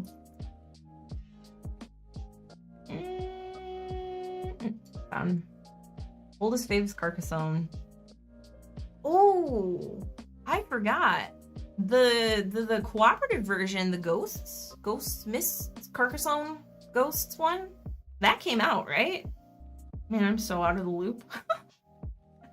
Have any of y'all played that? Because that looked really interesting. I was more intrigued than I thought I would be when that got announced, and it just totally fell off my radar. I felt like it would be much bigger than it was. Mists of Carcassonne? Is that what it's called? Y'all have any info on that and insight? I would love to hear it. June 1979, 29, 40-year-old plus game, but still feels so fresh. Open negotiation, cutthroat tactics, asymmetrical 6-player action. Dang, that sounds intense. I don't know that it sounds like it would be up my alley, but definitely would love to give it at least a play sometime and see what it's about. Where's this other little panel? Are we making a lantern? Cute. Blue pieces. And little blue pieces.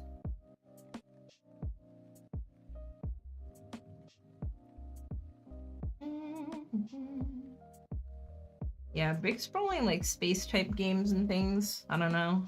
I do remember when I was super young, we did run like part of one D&D session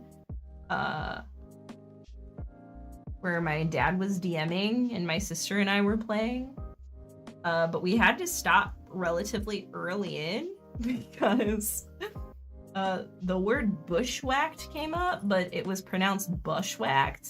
And my sister and I were laughing so hard that I'm pretty sure my sister peed her pants, and then we had to stop playing. And I never played D&D again until like a couple years ago. You want to lose friends over a game and probably take all day playing, give diplomacy a try. See, yeah, that, I'm breaking out in hives just thinking about it. Mist over Carcassonne, 7.4 on BGG. Interesting. Interesting. As a faction that guesses which player will win, if they're right, they win instead. Okay. Deceptively simple, people get pulled in and take the inevitable backstabbing seriously. Okay. Oh, lose everything? Whoa, that sounds pretty rough. Not gonna lie. I don't know if I would have the wherewithal for that. Also, like, even playing, like, smaller scale Cosmic Encounter with some of those tactics, it just, whew, gets pretty challenging for me. And to be fair, that's more of a, that's definitely a me thing, not a criticism of the game. Or games of those nature, you know? That sounds like it definitely would create some memorable moments for sure, though. Cosmic Encounter is super old, yes. Which, that's, my game group always teases me about it, because my one experience with Cosmic Encounter, I think I talked about it in the burn video, but literally, they were talking about it, hyping it up as we were getting ready to play it, like, oh yeah, remember that one time, blah, blah, blah, etc., yeah, it's awesome, I'm so excited, we're finally playing it. And then as they're lifting up the box lid, my friend George turns to me and goes, Tia, you're gonna fucking hate this. I was like, damn, George, okay.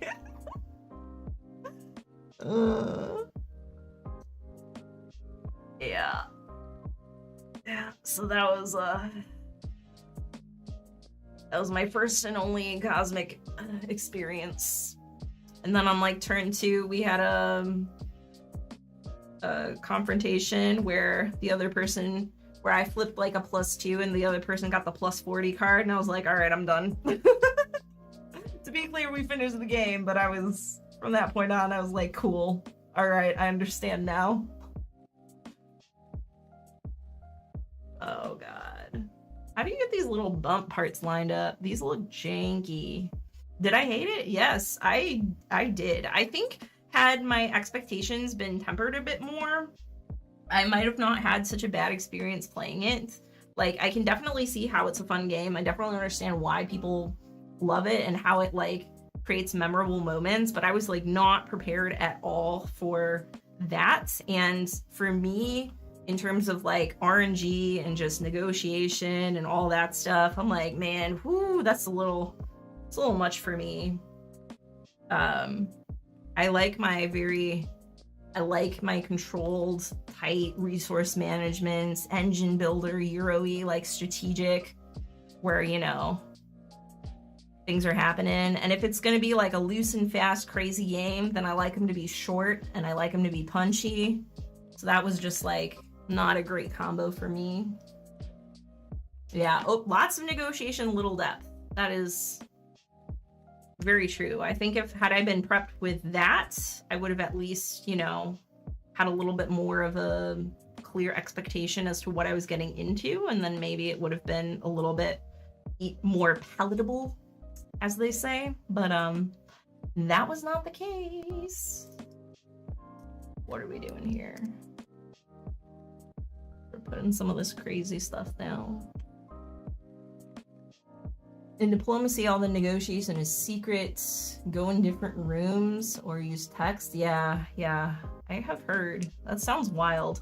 You know, 2 Rooms and a Boom is like a very pared down version of that, right? Where you have the different rooms and you're trying to negotiate with people and like convince people. I thought that game was going to be way better than it was. Dang, I was so disappointed. Especially with how expensive it is. And all the great things I've heard about it. I don't know. That was a quick sell for me. Luckily it's popular, so, you know, I made my money back, but still kind of a bummer. We need a little flour. Flour. Hey boy. Oh no! I put the wrong one on here. Shoot. But this one doesn't have, there we go. That was your experience with Blood on the Clock Tower? Yeah, okay. I have not played that one either. Again, it's not my preferred style of game, but I feel like it cannot be as crazy as everybody says it is. I feel like it's definitely just like a, oh, this is the popular game. It does well with like streaming and stuff and for like YouTube content. So people see influencers playing it that they like really like, and I don't know. Frustration and interaction episode from Decision Space podcast. All right, I'll check it out.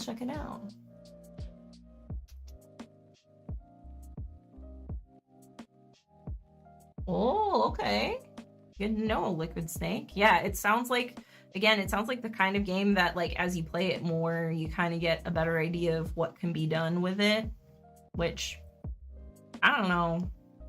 I'm a busy individual, you know? It's like, I like to feel like I got a pretty good handle of a game, or can have a pretty okay handle on a game, getting into it. Yeah, what can be done is a lot. It sure sounds that way. Oh my gosh. Speaking of a lot, these little roof type pieces, these bumpy ones, are probably my least favorites. Out of the very few builds I've done, this is definitely not a favorite. If any of y'all Legoers have any tips for this, please let me know. We're coming up on the halfway point. I don't think it's feasible for me to concentrate streaming and finish this build tonight, given that it's 11:16 p.m. here. Whoo! My brain is definitely slowing down. So I might have to return to this another time. I might finish building it off stream, just because my brain gets super anxious about leaving things undone.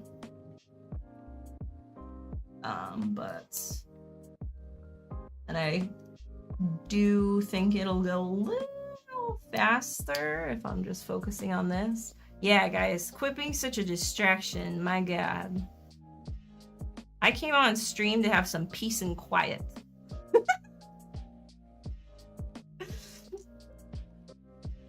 Try not to rush. Enjoy the process. Oh, man.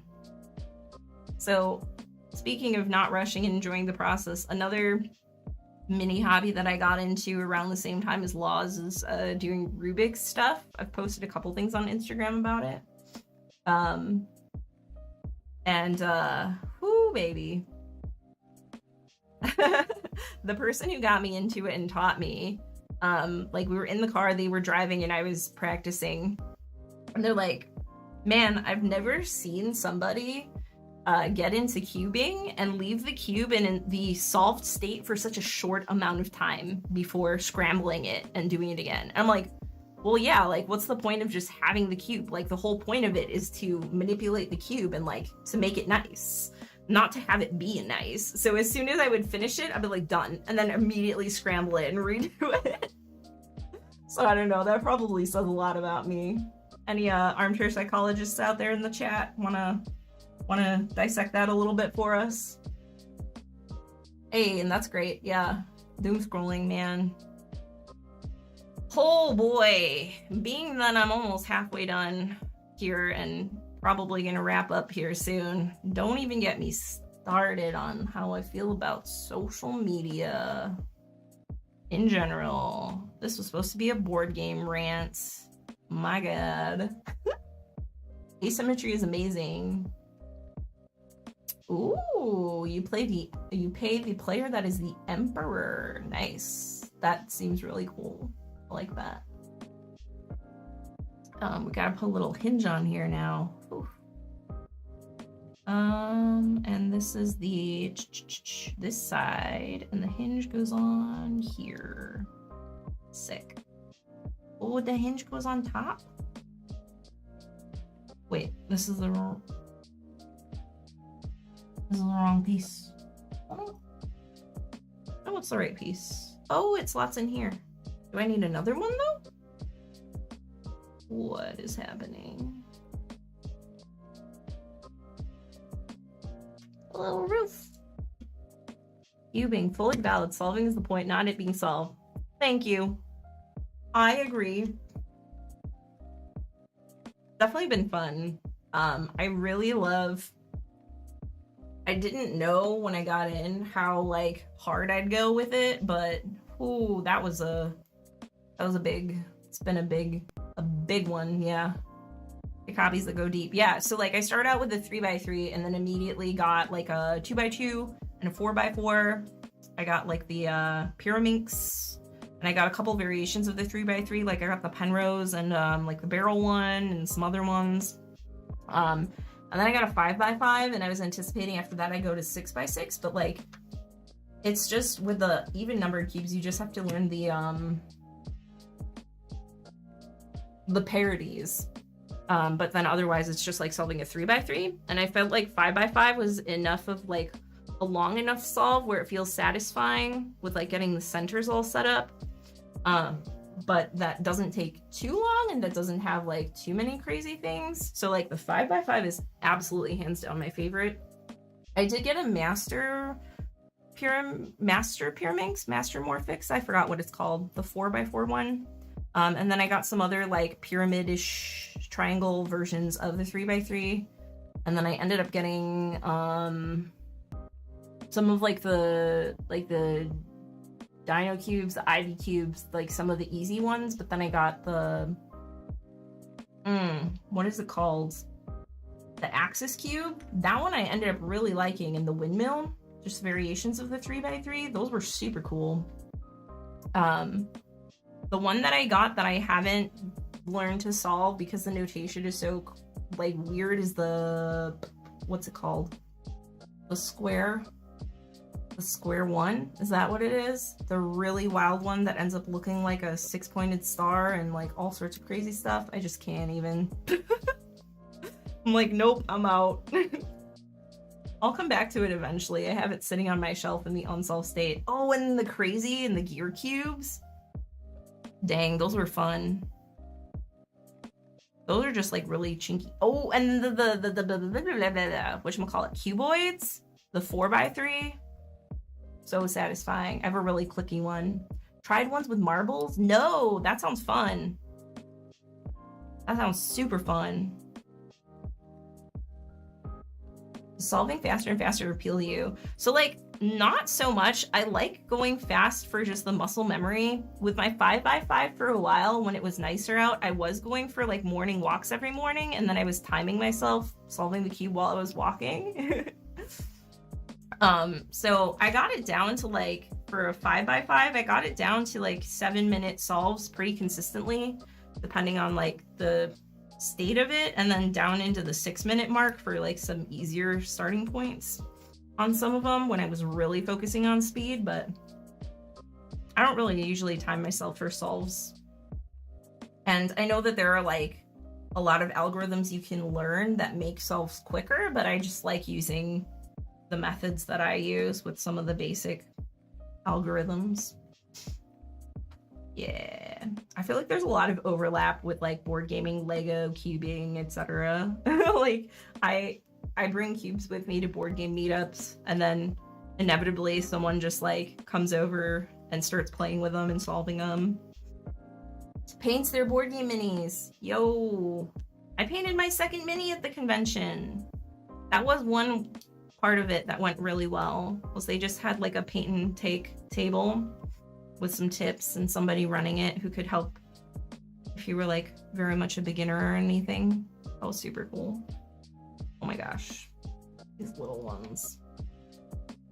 Yo, I would love to see some of y'all's paint jobs. I don't know if it's something I could get into, just because for whatever reason it was like triggered my anxiety to be painting. But it was an interesting experience the 2 times I painted. Ooh, nice. 8 painted Warhammer armies. Dang. Props. feel like that takes so much patience and skill and like precision. I don't know. Part of me thought I'm gonna try this out and I'm either gonna be like all in or I'm gonna be all out. I guess for me, unfortunately, it was more of an all out type situation. Oh my gosh, this last one.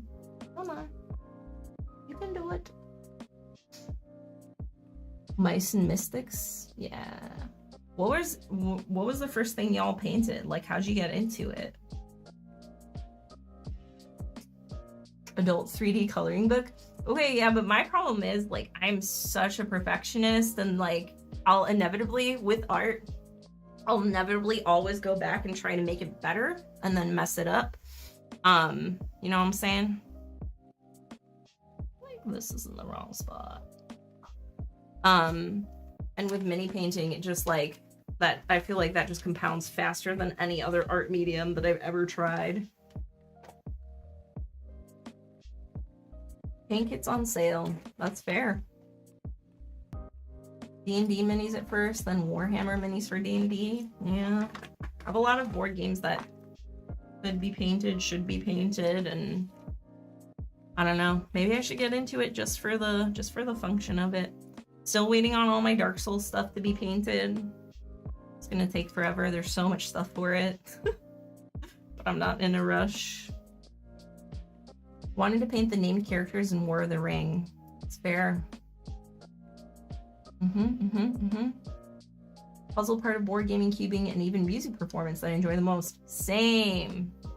I always felt bad as a musician when people are like, oh, it's such an expressive, creative hobby or field. And I'm like, man, I just like grinding and getting the muscle memory down. Making it do exactly what I want, getting the notes exactly how I want them, in the right order, in the right place. Would like to paint Wonderland's War. I haven't really seen too many of the minis for that. Are they particularly detailed? I know that the cover art's kind of cartoony. So would those be pretty easy paints, or is that like one of those things that's deceptively difficult?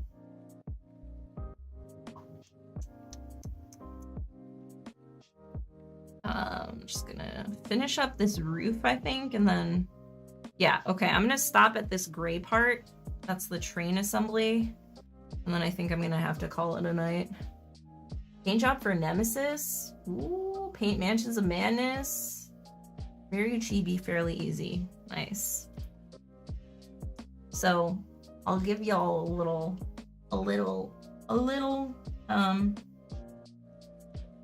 pre-update here. I'm planning on making a video once a couple more things are in order, but some big channel update type things coming down the pipeline. One of which, gonna definitely be starting a Discord for the channel, working on getting it set up. But if there's a lot of miniature painting stuff, I'll just make a side room for that on the channel, and y'all can share your miniature paints jobs and stuff and updates, because that'd be pretty sick.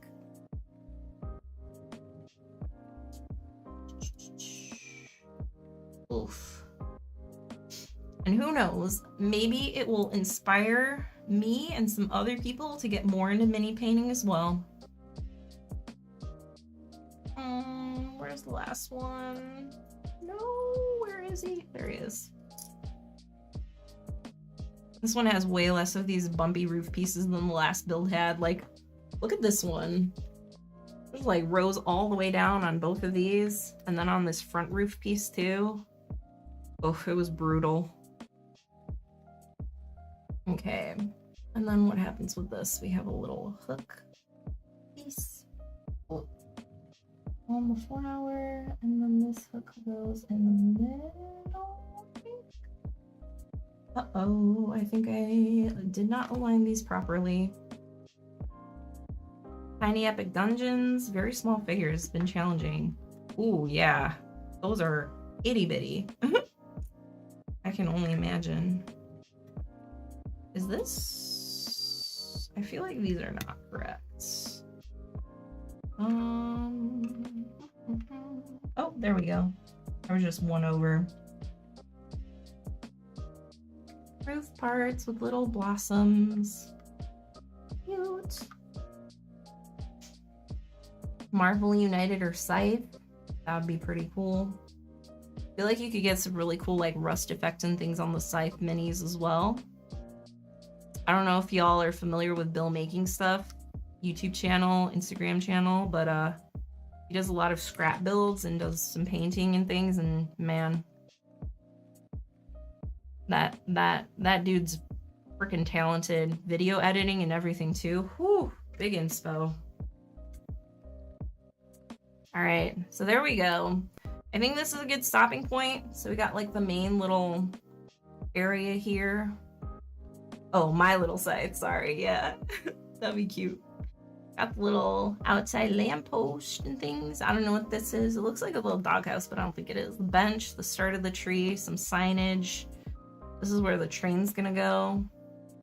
And then we got the rest of the tree, but I might do that off stream. I'll probably post pictures on Instagram once it's done, hopefully like soonish. So yeah.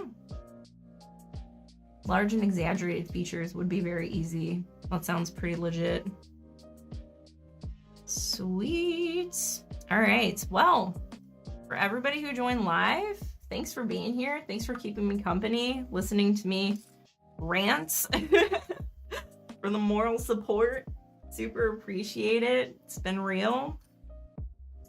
Hope you all have a great rest of your night, evening, daytime, whatever time it is, wherever you are. And yeah, gonna be heading out. Like I said, some channel updates coming down the pipeline and some other stuff. But that's about it. I'm probably gonna I don't know if I should try to power through and get this done so that it's not giving me anxiety, or if I should just go to sleep. Yeah, you too, Jack. Have a great week. Should have another video up this week.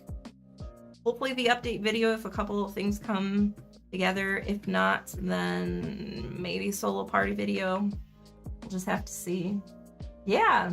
It's always like, it's been super great getting back into streaming and getting to talk with y'all in real time and chat and have that interaction, because it's the best part of the social media is being social, you know, with the media. Yeah. Legos don't care if you sleep between steps. All right, I'll take your word for it, JB. You're way more experienced than I am. And yeah, I do agree. Board game people, best people, for sure. There's always some frustrating times in there, but overall, like I said at the beginning of the stream, some of the kindest, most considerate people out there. So yeah. All right, everybody, take it easy. See you next time. Bye.